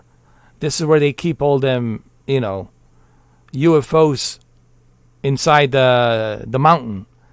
But this hangar right here got some interesting stuff. Has a little like a underground elevator that goes up to like 4.5 miles underground. And then from there, there's a little like a city down underneath, research and whatnot. Oh, my goodness. This was embarrassing. I have to say, this was the most embarrassing. Thank you. Thank you, LELC31. At least we got it safely parked. But my goodness. Man, we had some difficulties over here. I'm telling you. If only I can open the door. If I can learn how to open the door here. Oh, look, there's a tablet. Oh, but it doesn't work.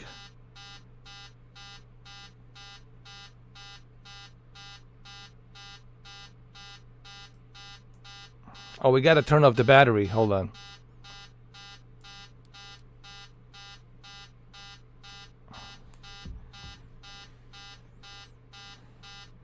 I think we broke the plane.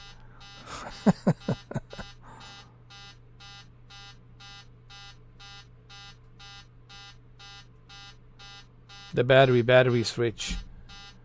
Where's the battery?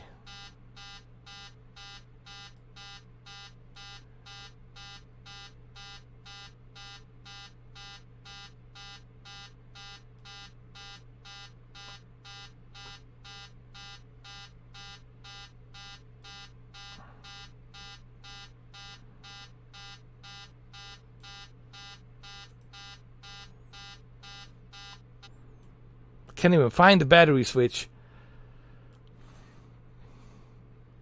So we're gonna go ahead. We're gonna exit out of the plane this way. President, Mr. President, this way, sir. This way, sir. Right here. Okay, President. I need you to walk safely down like this. And we're going to go ahead. Make sure that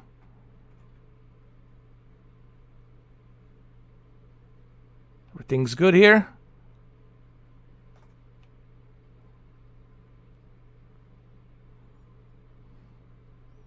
We're going to salute the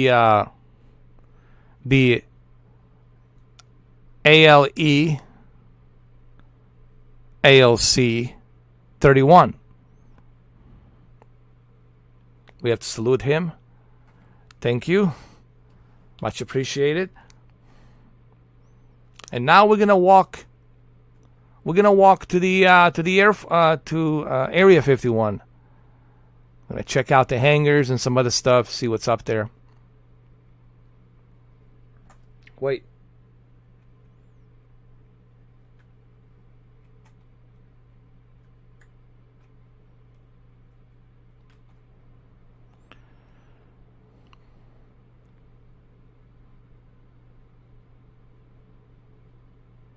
We're also going to use this little technique that's going to help us with the airplane. This is a magnetic pull that the Area 51 has. It's going to help us, you know, explore the Area 51.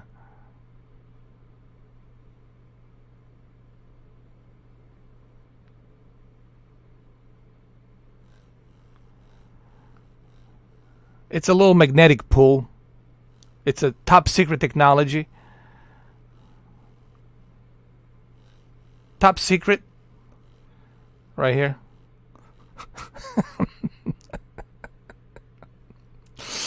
I'll put it right here to check this hangar. Okay. And I think we're good here. Yes. It's a new technology. It's only installed on this Area 51 to help us.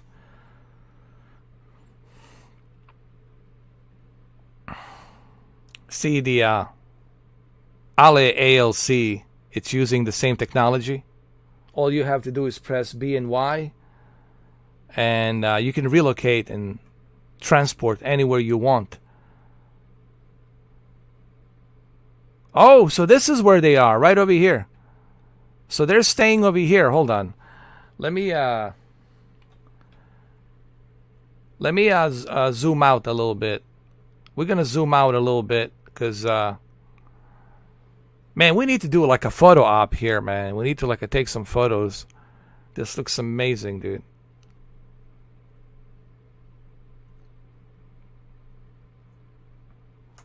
Hold on, let me zoom out like this, and then we're gonna check out the Area 51. Look at these hangars. Look how big they are, man. Look at the Air Force One, and look at these hangars. They're huge. They're juggernaut. And look at all the housings over there. All the buildings and... Oh, wait, there's something over here. Okay, we got to check that out. Okay. Slowly. We'll use the magnetic pull technology to bring us there.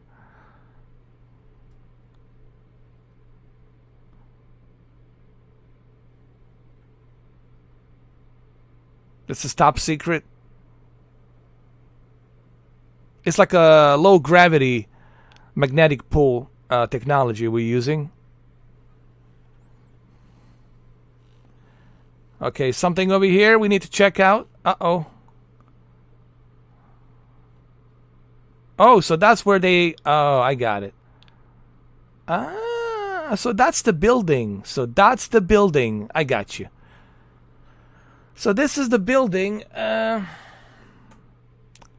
So this is... Look at this. It's like a shopping mall. So this is the building where they go to be, you know, clocked in and processed. This is where they work. Some of them live here, from what I understand. Some of the workers, they live here. Like engineers from Lockheed Martin, they're here. They work here. Look at all the cars there. Right next to Dry Bed Lake, right there. So we're giving you a little tour of the Area 51. We're just kind of like looking at it. Yeah, that's pretty big though. Look at that. Did I ever fly to England? Yes, I did. I flown to United Kingdom plenty of times.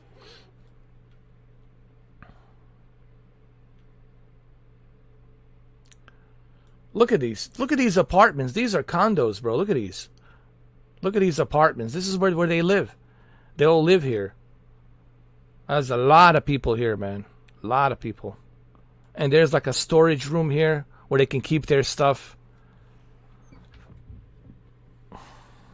This is like I guess a main entrance area for the employees. Cafeteria, gym, other things. I don't know. Look at these hangars over here.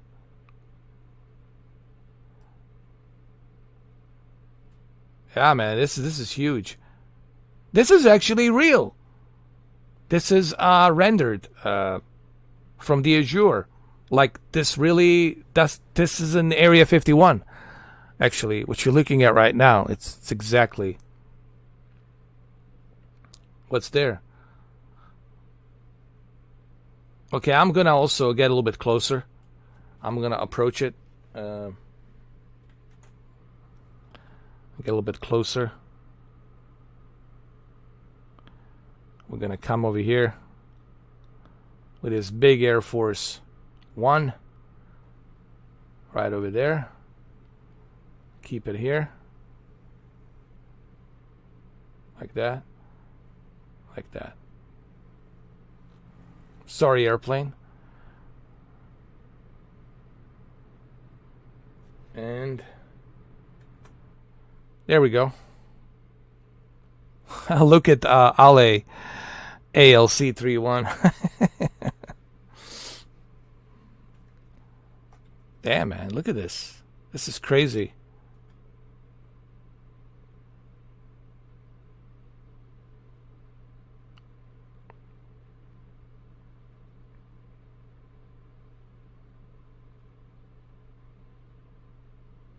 This has to be that road he was talking about. This has to be what Bob Lazar was talking about. This road here, you see there's a bunch of little gatehouses over here where the guards are, and then goes up to this mountain. And on this mountain over here, he said, right around this peak, there's like a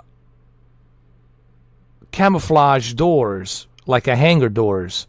And these crafts are underneath the mountain. They're like underneath the mountain, like 9 of them or something like that. But this road will take you there.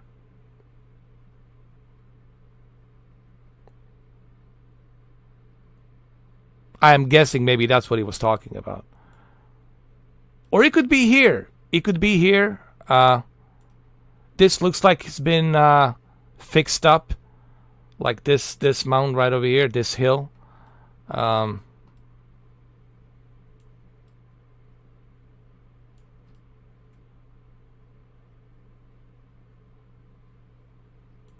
something tells me most likely it's over here. Somewhere here. So it can be connected underground or something.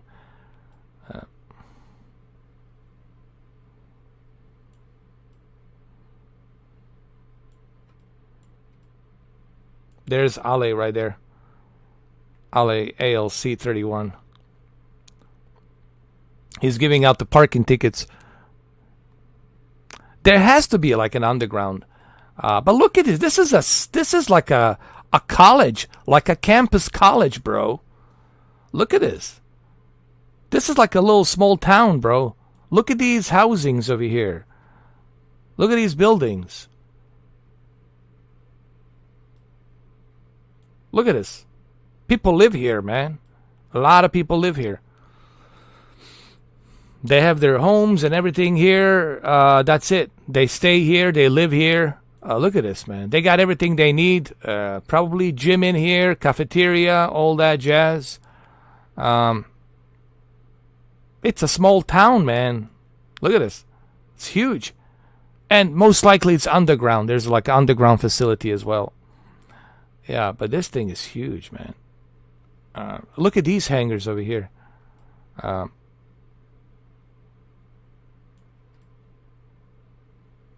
look at these hangars. Oh my God. Look at these. 1, 2, 3, 4. All right, let's explore some more since we're here in the area 51.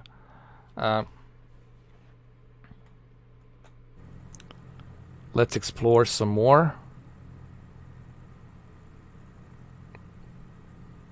Let's get closer to the these bigger hangars.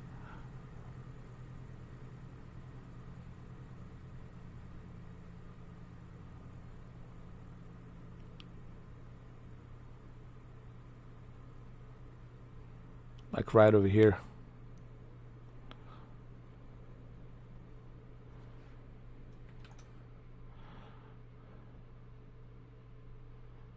Look at this, man. This is like a campus. Like a Microsoft campus, you know. It's like a little city, man.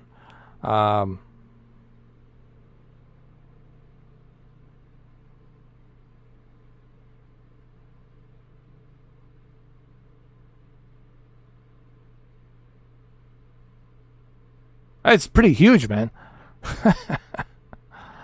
It's a huge facility, bro. I didn't realize how big it is. Thank you, Val. I appreciate you, bro. Yeah, they have a garage. Look, they all have a garage. Look, they all have their own garages. Look. This is a good deal, man. If you work for Area 51, dude, you got everything. Whatever you need. Dude, everything's here. You got your own garage, storage room, barracks, everything, man. You look at these apartments. Look at these apartment complexes they got, dude. Look at this. Dude, it's like a living, breathing world. And God knows what's underneath, right? What's underground. What's underground.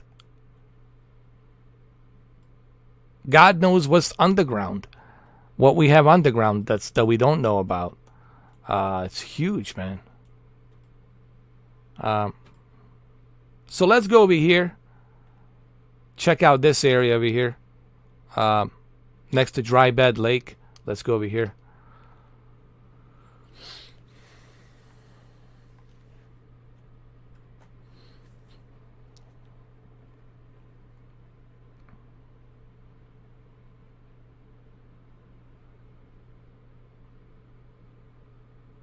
That's real time. Yeah. It's crazy. It's like a Microsoft campus. Bigger than Microsoft campus. Bigger than the American shopping mall. What's that biggest American shopping mall? It's huge, man. It's like a building complexes of apartments, storage, garages, facilities. Dude, it's like a small town. It's like a little town, like of 3,000 people, 4,000 people. Like, you got everything you need. You never have to leave. Everything's there for you. Why would you bother leaving? Because everything's there for you. If you need some strippers, they can always fly out strippers from Las Vegas to here.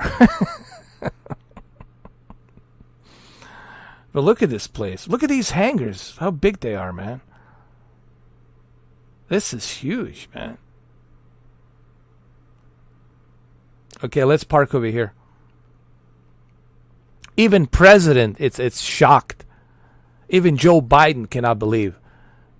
Been in Congress for 40-something years. I've been a vice president, now president. Come on, man. I did not know about this. Sir, but you're not on need to know, sir. It is what it is, sir. But you cannot know about this. This is top secret, sir. Only need to know.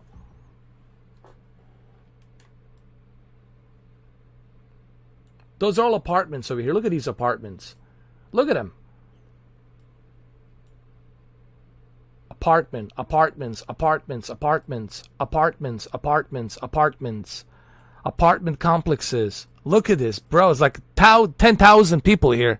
Easily. And there's more of them over here. And there's some more over here too. And look at these hangars. Look how huge they are, dude. Look at this. Like 5 floors or maybe 7 floors. Look at this. It's huge.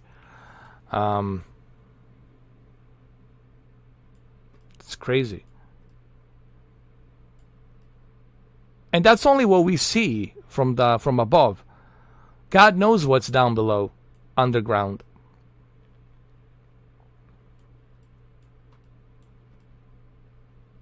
All right, let's examine some more.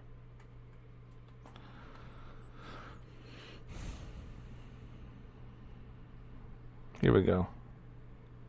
I know, hopefully, I hope so too. And what's this airplane doing? There's some kind of airplane there. I don't know if that's for real, if that airplane is really there. From the ATC. Going to the hangar. Dude, let me show you how big the hangar is. Like, for a reference. Look at this. What the hell? What did I do? What the fuck happened? Dude!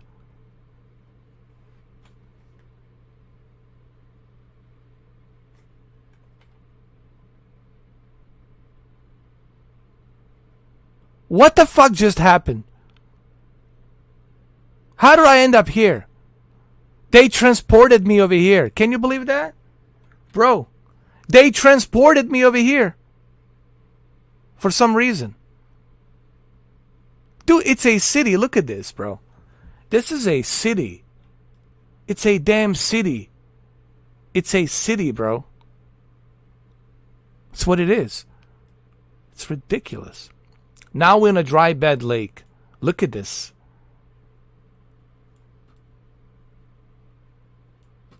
Wait.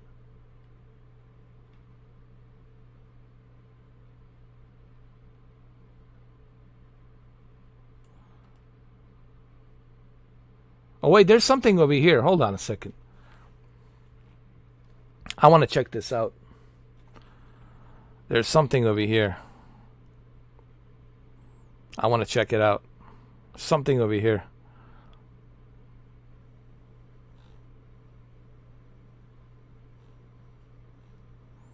I need to check this out.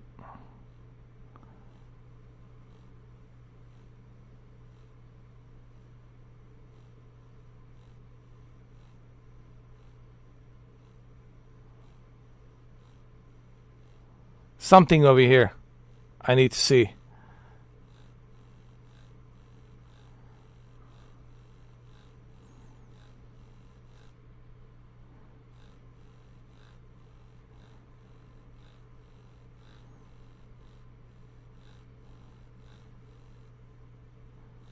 Dude, this could be it. The S4. The mountain. This could be it, bro.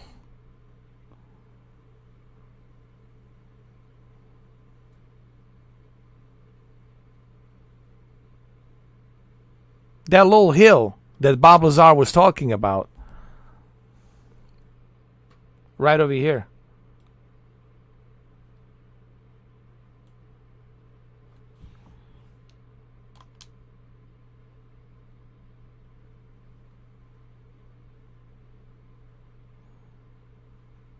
See, there's a road, bro. Right here. See the road? The road takes you directly to that mountain. So this could be the S4. And underneath, they keep them UFOs. And there's another one over here, too. Look. Clearly, there's a road taking you there. From the dry bed lake. Right in the... Way back over here. Way back over here.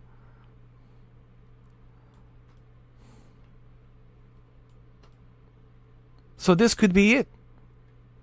Right here. This whole area here.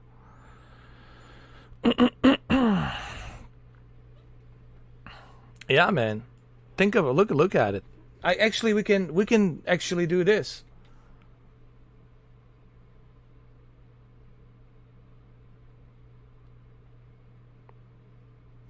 You know, the president, it's very curious. This is the first time the president of the United States actually gets to visit this space. This has to be it, bro. Look at these mountains over here. This has to be where they keep them. Well, this is the best place to keep them, underneath these mountains, deep inside. Which is probably connected to the underground right here where the dry bed lake is.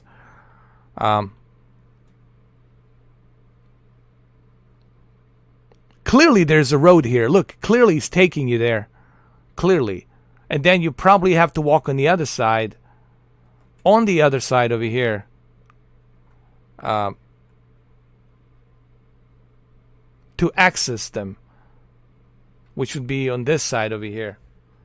This side over here. Hold on. Let me see. I want to see if... I want to see what's on the other side. We're using a little technology here called magnetic pull. Let me see. What's here? Clearly there's a road there. Dude, this has to be it. Hold on.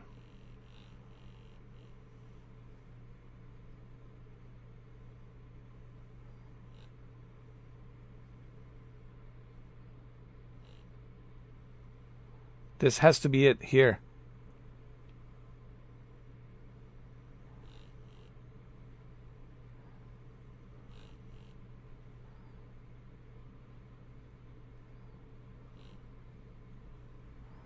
Let me see. Let's look at this road. See where it's leading.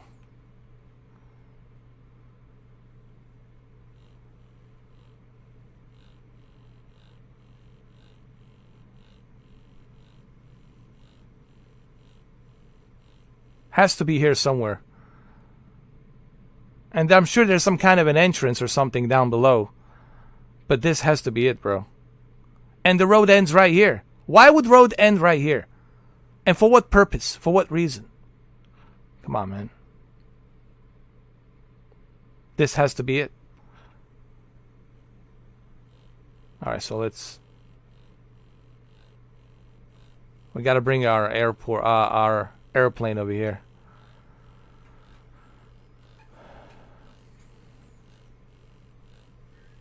Keep it right here.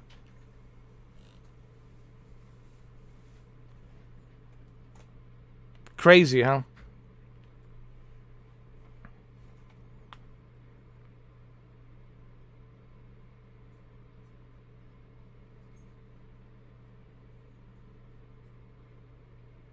It is interesting, man, when you think about it. The fact that it's... That road leads to that house. It's a big house, too. It's not like a small house. It's huge. It could be something you take an elevator, it takes you underground. You know what I mean? And then they open the hangars from the inside out, not from the outside in. You see, maybe Bob Lazar got it wrong. Maybe it's from the inside out, not from the outside in. You know what I mean? To keep it more camouflaged. That's what I would do. I would make it from the inside out, not from the outside in. It would be too obvious. People would be able to see it from satellite imagery, you know, opening the hangars from the outside. It has to be from the inside out, you know. And then you take the elevator, a big elevator, takes you down, and then you study and you research, try to back engineer these crafts, whatever they are. Yeah, dude, I think that was the S4, and it's perfect. It's so far out, and Bob Lazar said it's so far. And when he was on Joe Rogan, he said it's so far out, right next to the dry bed lake. It's so far out, S4. And that's what I'm thinking, dude. That's what I'm thinking. This is all based on what I heard from Bob Lazar, and I mean, I trust the guy. I think he really worked here. I don't see any reason why would he lie. He's not a billionaire. He didn't make millions of dollars. His life was ridiculed. You know, he was even shot at. Dude, they were shooting at him at one point in time. I guess they were trying to assassinate him or something. I don't know, or scare him. His life was a dude, not a fun life. You know, he been through a lot of shit, man. You know, so I don't see any reason why he would lie. You know, a lot. He lost a lot, but he had a courage to do it. He had a courage to tell, you know, American people, hey, you know, that there's a secret area. Look, I understand why they were mad at him, because you were sworn in Legion not to talk about, you know, the military experiments. You know, you're not supposed to talk about these things, you know. I understand that, you know. I get why they were mad at him, but at the same time, I appreciate his courage that he did what he did. You know, otherwise we would never know that this base exists. You know, we would never know about it. You know, we would know about the Nellis Air Force Base, but we wouldn't know about this one, because no one's supposed to fly there. It's a no-fly zone. Someone might find it on a satellite imagery, but that's about it, I guess. All right, so let's take off. Let's take off.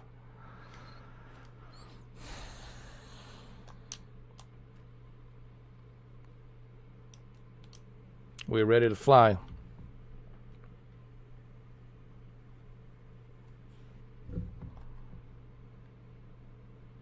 Let me turn the engines on.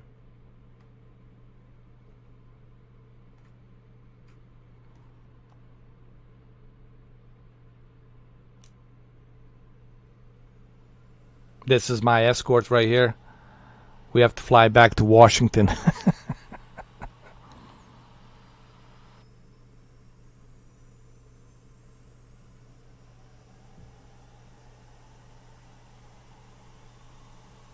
Dude, we just learned so much through Microsoft Flight Simulator about the Area 51. Now we know that this thing is huge. Definitely huge. It's not a small little base, man. This is freaking huge. A lot of people live there. A lot of employees. Thank you, Alec31. Appreciate it.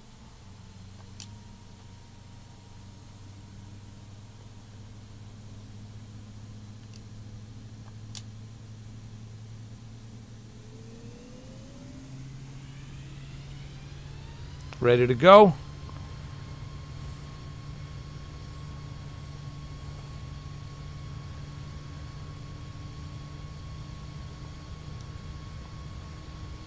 We got our escort. Escort is here.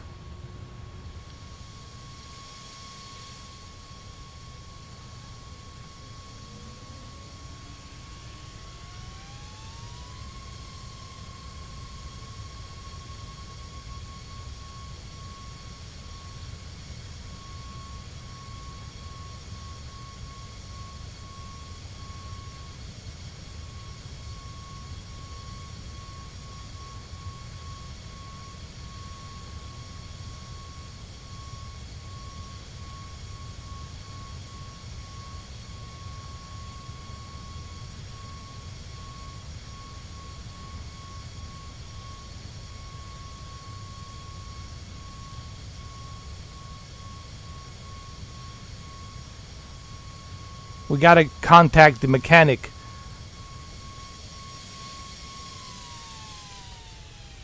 Uh-oh. We're still having issues with this engine.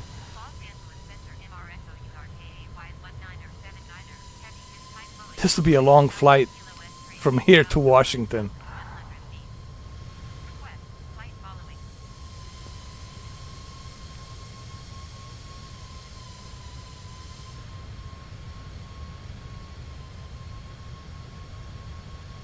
We gotta go inside our...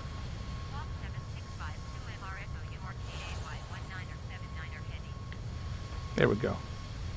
Let's look at the navigation, see where we are.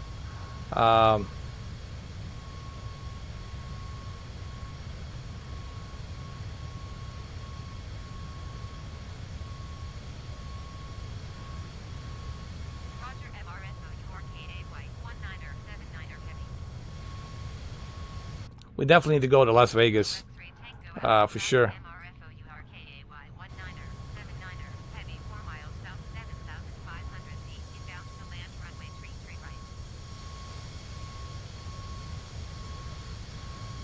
I think we're going the right direction. I think we are.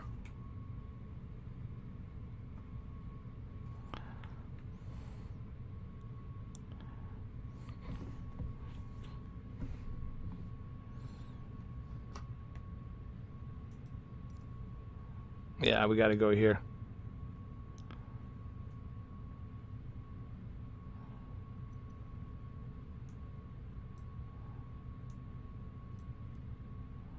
We'll put it up here.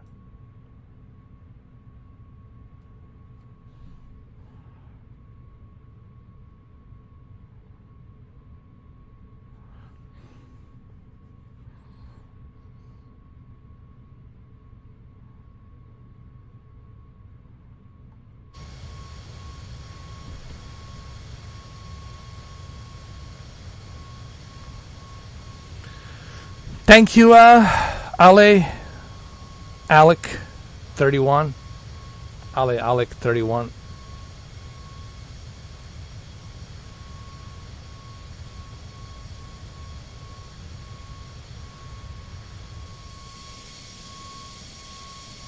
There he is, Alec C31.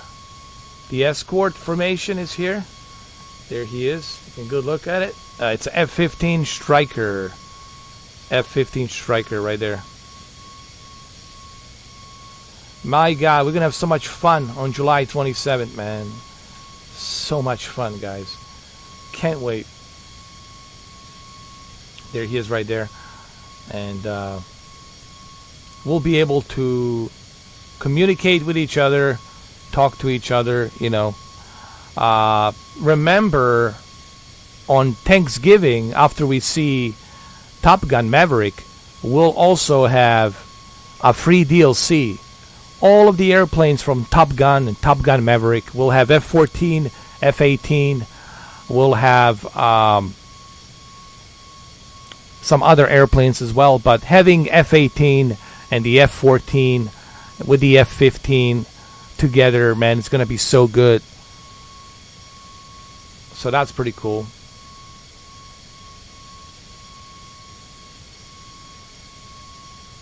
And we're going to be able to do that on the Xbox Series X and S. We're also going to have carriers, you know, Navy, U.S. Navy carriers, so we can land on one of them. It's going to be a lot of fun, dude. We're going to have so much fun with this.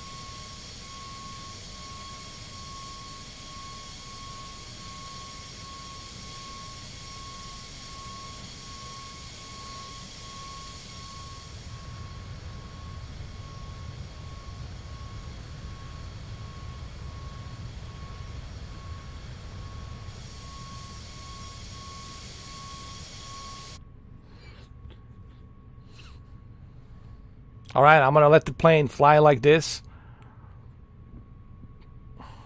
I'll need the escort.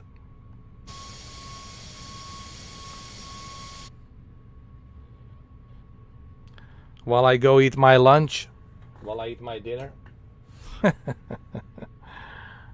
Hopefully, where are we landing? Well, we don't know yet. We'll figure that out. When I finish my dinner, my dinner, we'll figure that out. We'll probably have to go to Washington. I don't think we can make it to Washington, but there's some other bases we can go to. You know, we can go to Colorado. We can go to Utah. We can go to Arizona. There's other places we can go to, you know, and visit. But for right now, I need my F-15 Striker to be right over here. Right over here on the side. Right over here. Right on that side. And hopefully we won't crash.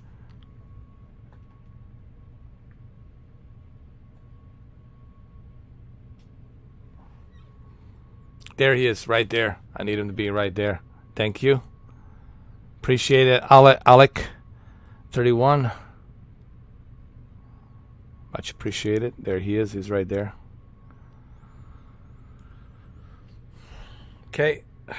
I'll be right back.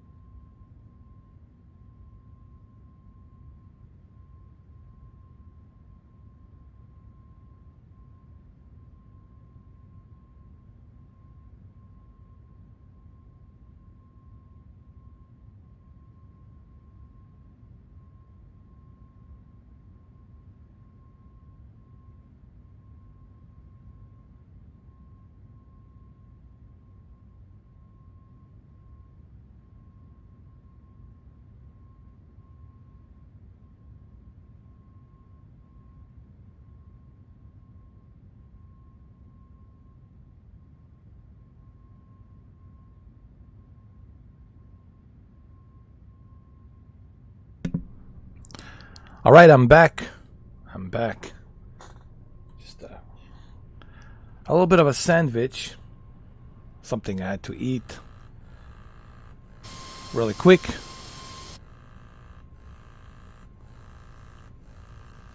So where are we going? That's a good question.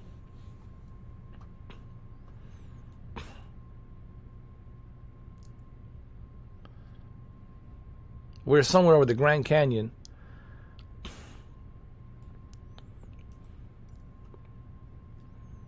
Let's see. Where can we go? Well, we got a bunch of options here.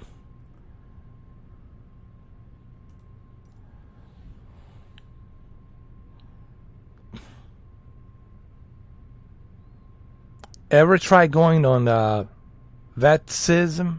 Vetsim? What is that?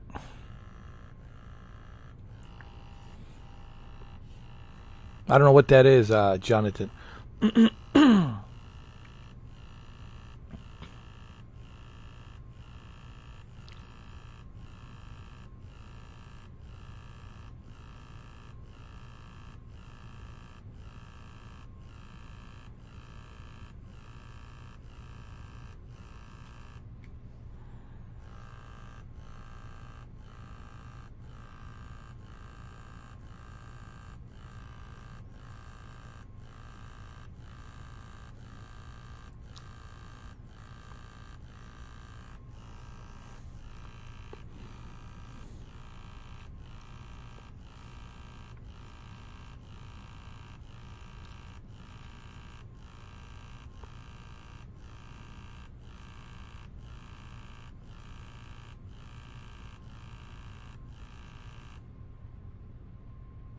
Man, a lot of turbulence here. I just realized.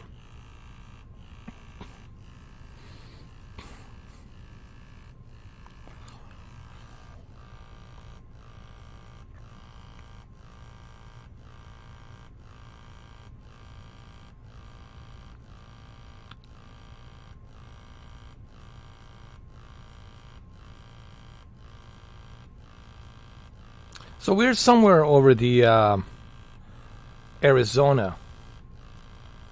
Somewhere over the Arizona. And I don't know.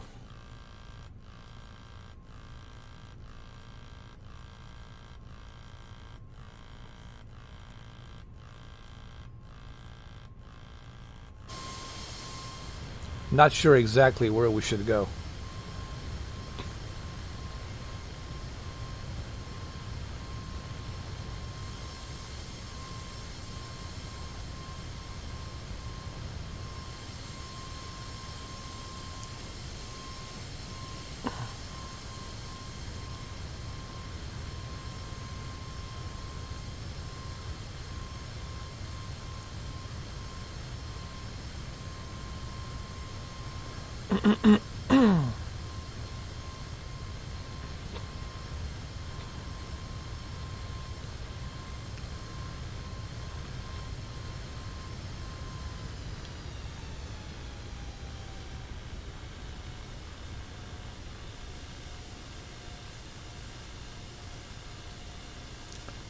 I guess we can check out the Grand Canyon since we're here. Right? It would behoove us not to check out the Grand Canyon.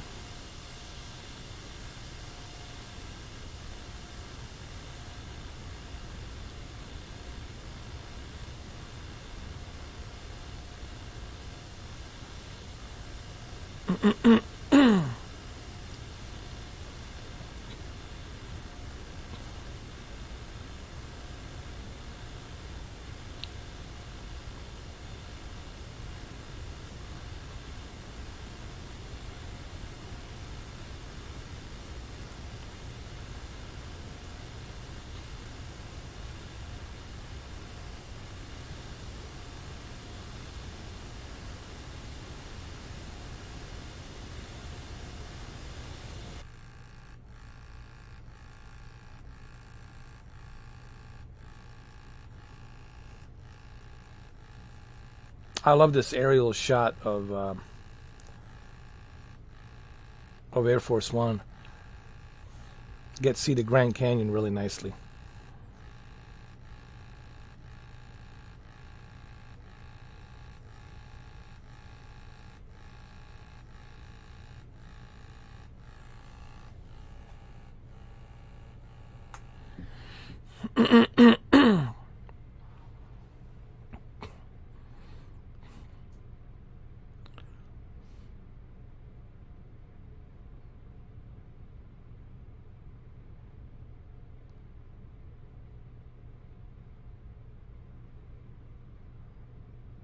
I have calibrated my controller, so it's a little bit better. But still, I need a flight stick. I need a yoke, man, with the instruments and throttle. I was gonna get the Logitech one, but it was sold out, man.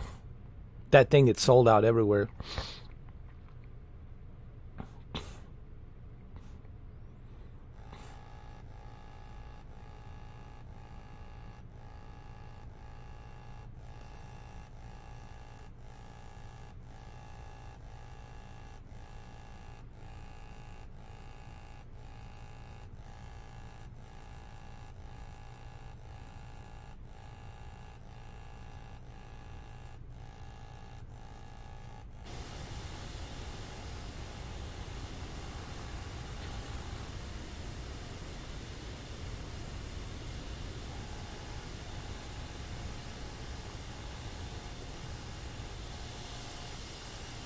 We get the best possible view of Grand Canyon here, man.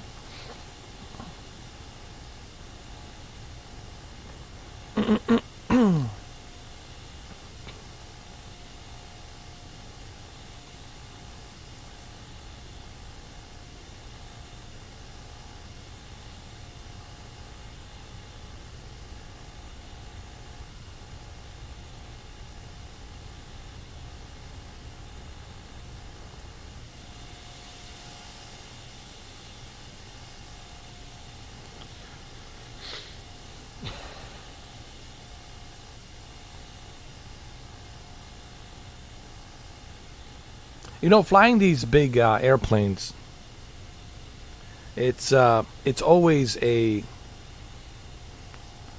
struggle because they're so heavy, and then one wrong move, and if the speed is not properly adjusted, you know, you can lose control so quickly.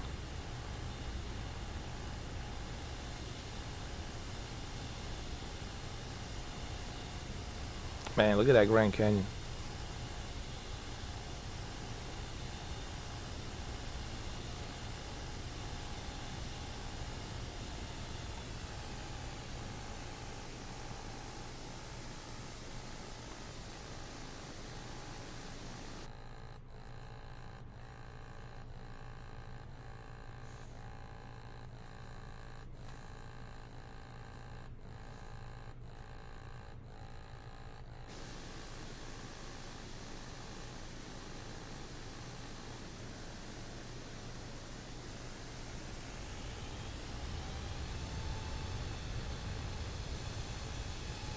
Beautiful.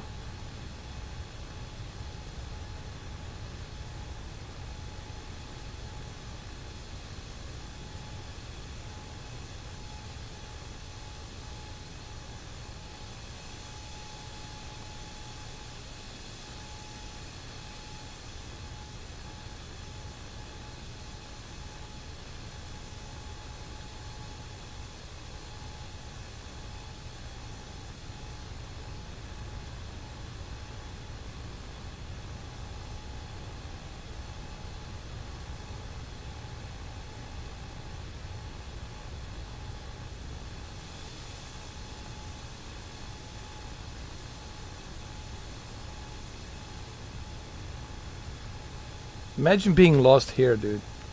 Middle of the Grand Canyon. I don't even think there's a cell phone reception here, dude. Like, you totally disconnected from the outside world.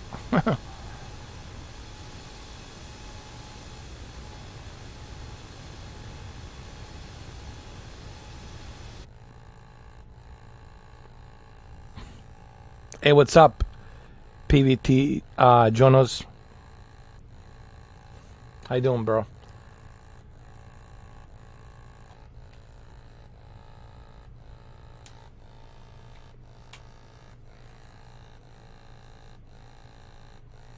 Let me go inside my cockpit.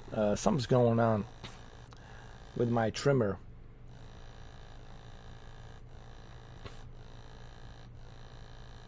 We gotta go inside.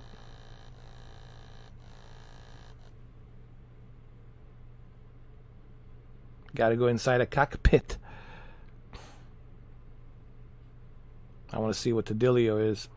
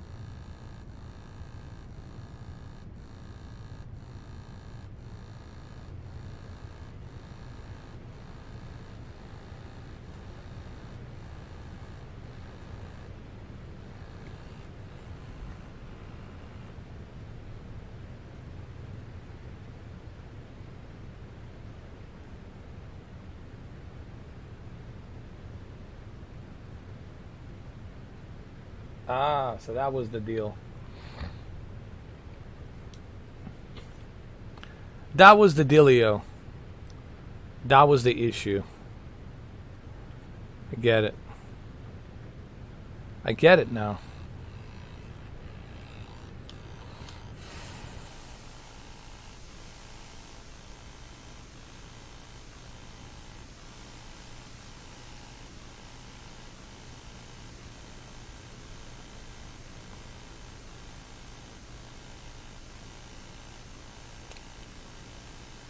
Look, there's that the dam, the Hoover Dam, right there. Hold on, right over here, right over here.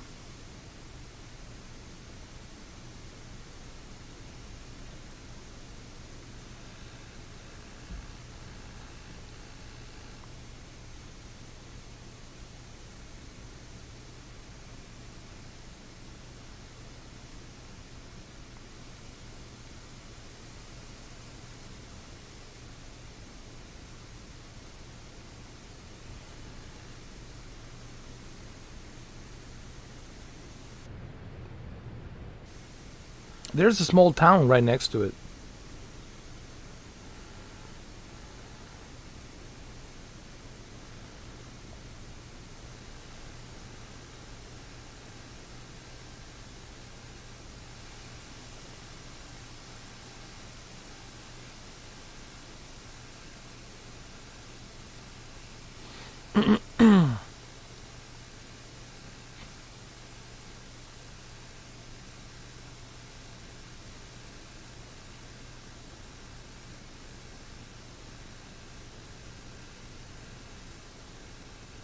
Glen Canyon Dam. My bad. So this has to be a Colorado River.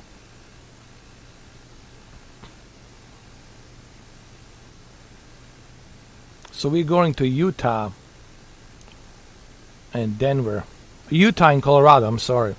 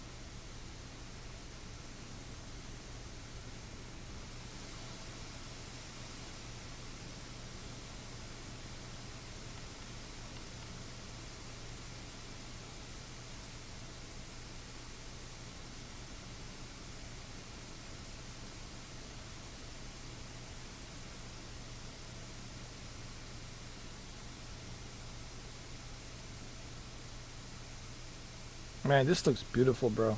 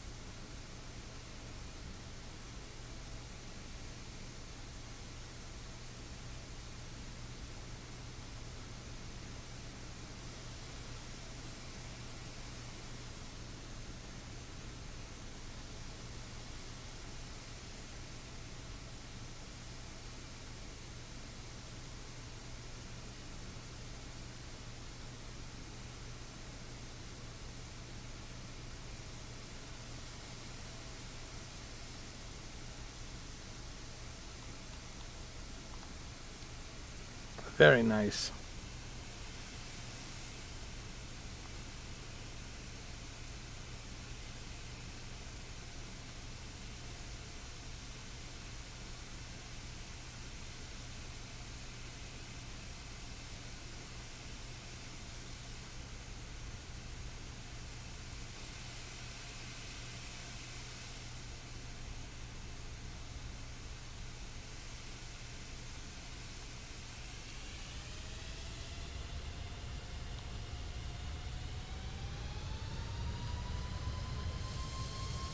This would never happen.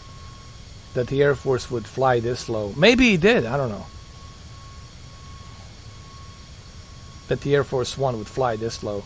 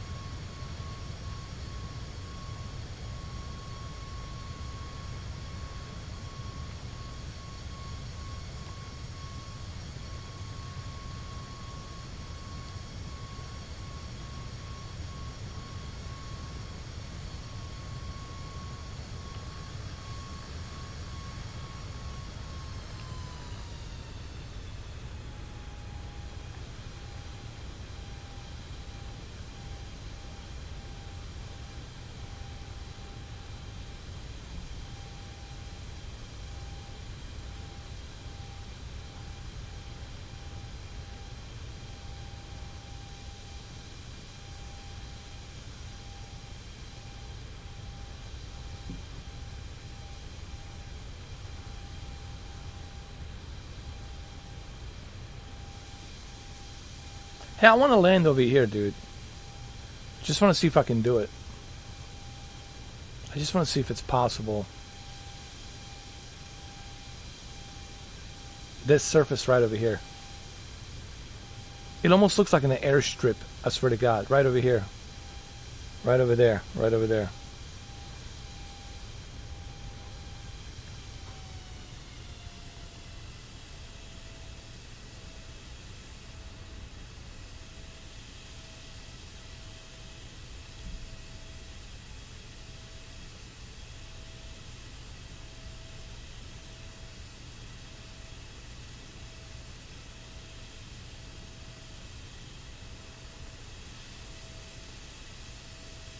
I know it's crazy, but let's give it a try.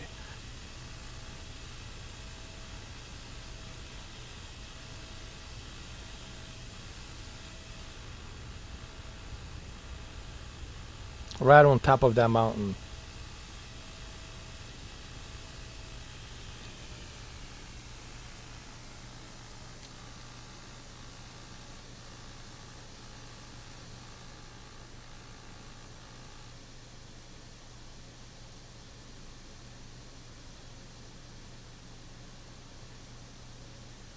This has never been done before, so let's try it. Let's say we have to make an emergency landing. We're right over here. Let's see how that's going to end up.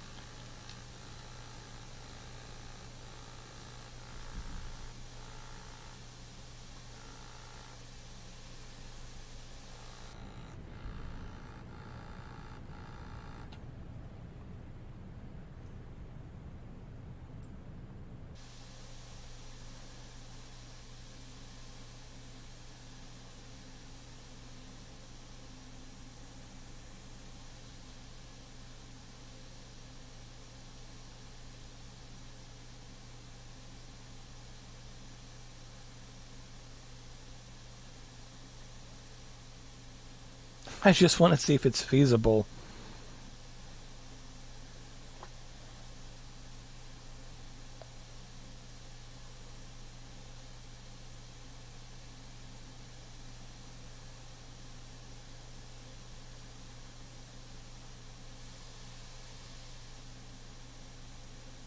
The chances of success are probably 0, but why not? Let's give it a try.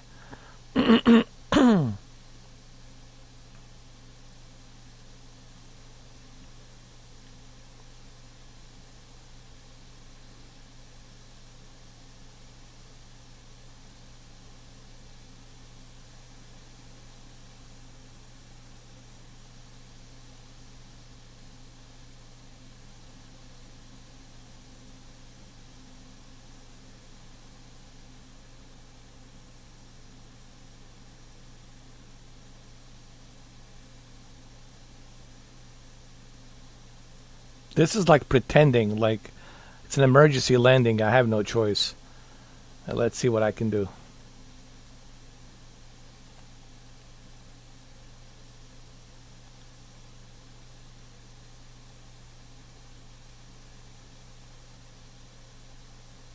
Oh my God. Here we go. Here we go, fellas.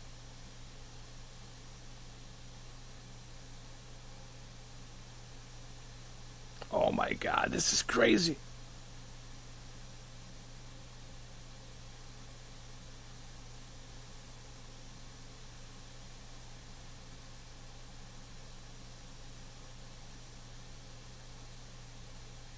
But it's going to be a nice view, man. We're going to have a really good view from here. Such a nice view. Such a nice view. Here we go.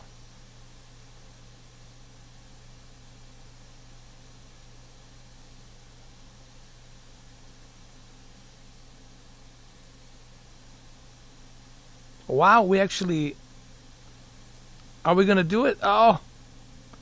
Oh. No. No.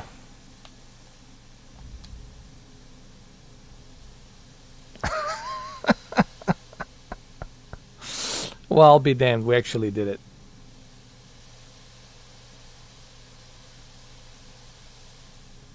Hold on. Let's get a better view.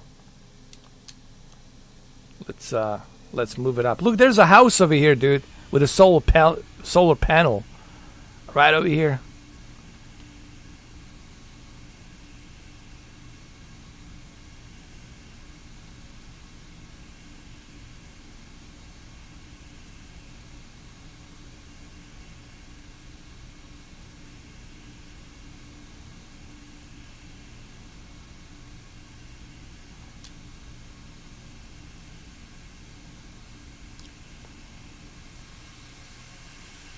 Perfect.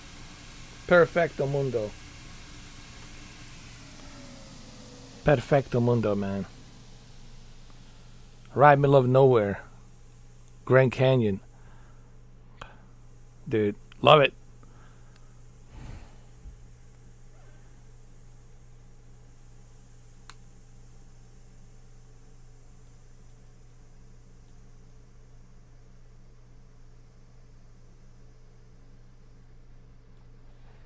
There we go.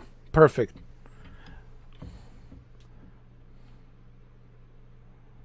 You see, you can land anywhere. Just have to have a little bit of luck. Just have to have a little bit of luck. And you can land anywhere. But look, man, this game, it's...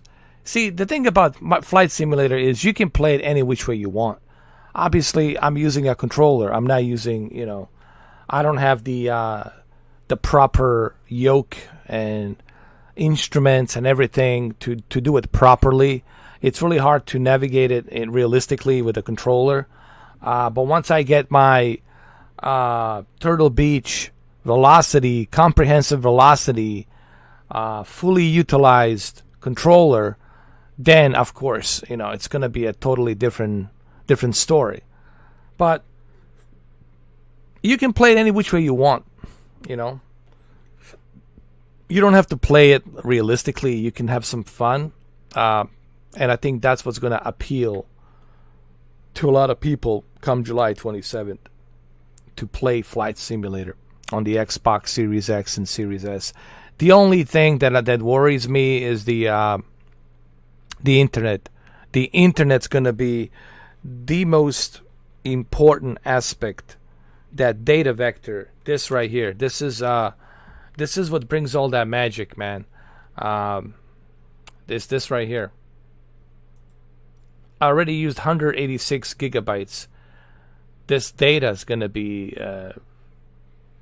something that's you're going to have to keep an eye on. So you'll have to keep an eye on your internet. Not to mention the multiplayer on top of all of that. And the real-time weather, the ATC, real-time ATC control, you know, air traffic control, where you see the real airplanes, you know, flying. So all of that, you know, the internet's going to be the key thing. You know what I mean? So make sure you have a good internet. That's what I would say. Make sure you invest onto a good internet. And if you have internet that has, you know, less of that data, you know, consumption, where they're not putting any caps on that data, then you're good. If you have unlimited data, then, man, you can enjoy this as much as you want and fly everywhere you want to fly, you know. All right, well, there you have it, guys. I got a bunch of flight simulators for you. I'm not sure what I'm going to be doing throughout this week. Possibly I might jump into Forza Horizon. I might live stream that maybe on Friday. I don't know yet. Honestly, I don't have any idea right now what I'm going to be live streaming in the next few days. So I don't know yet. I'll have to check and see what I want to do. But, you know, I'll keep you posted. I'll let you know what I'm doing. So, anyway, thank you, the AEL Alec C31. Thank you for escorting the Air Force One, man. I really appreciated that. That was so much fun. That was great. I really appreciated that, man. That was great. And we did explore Area 51. Area 51, as you can see, it's a big city, man. It's not just an airport. It's not just a air base. It's freaking city there, man. You've seen how many apartments, condominiums, and how many cars. You know, it's a huge place. Definitely a huge place. So whether or not aliens are there, I don't know. Do we have any crafts there? I don't know. Bob Lazar says we do. I don't know. I believe the guy. I choose to believe the guy because why would he lie? I don't know. What purpose would he have to lie? I believe Bob Lazar. I know a lot of people don't believe him, but I believe the guy. I really do. And we're struggling to figure out how to back engineer those crafts. And he said that these things didn't crash. He believes that these things were dig up somewhere in Antarctica, somewhere out there, North Pole, who the hell knows where. And they're found. And they're ancient. Like 10 million years ago. You know, could be 2 billion years ago, 3 billion years ago. Who the fuck knows? Maybe during dinosaurs. You know, maybe they were stuck there. But who are they? What are they? Who control these vehicles? That's the question, right? But I believe Bob Lazar. I do believe the guy. I really do. All right, well, that's it. I'm out of here, guys. Well, thank you for joining this live stream. I had a great time. As always, a pleasure. Thank you, guys, and I'll see you next time.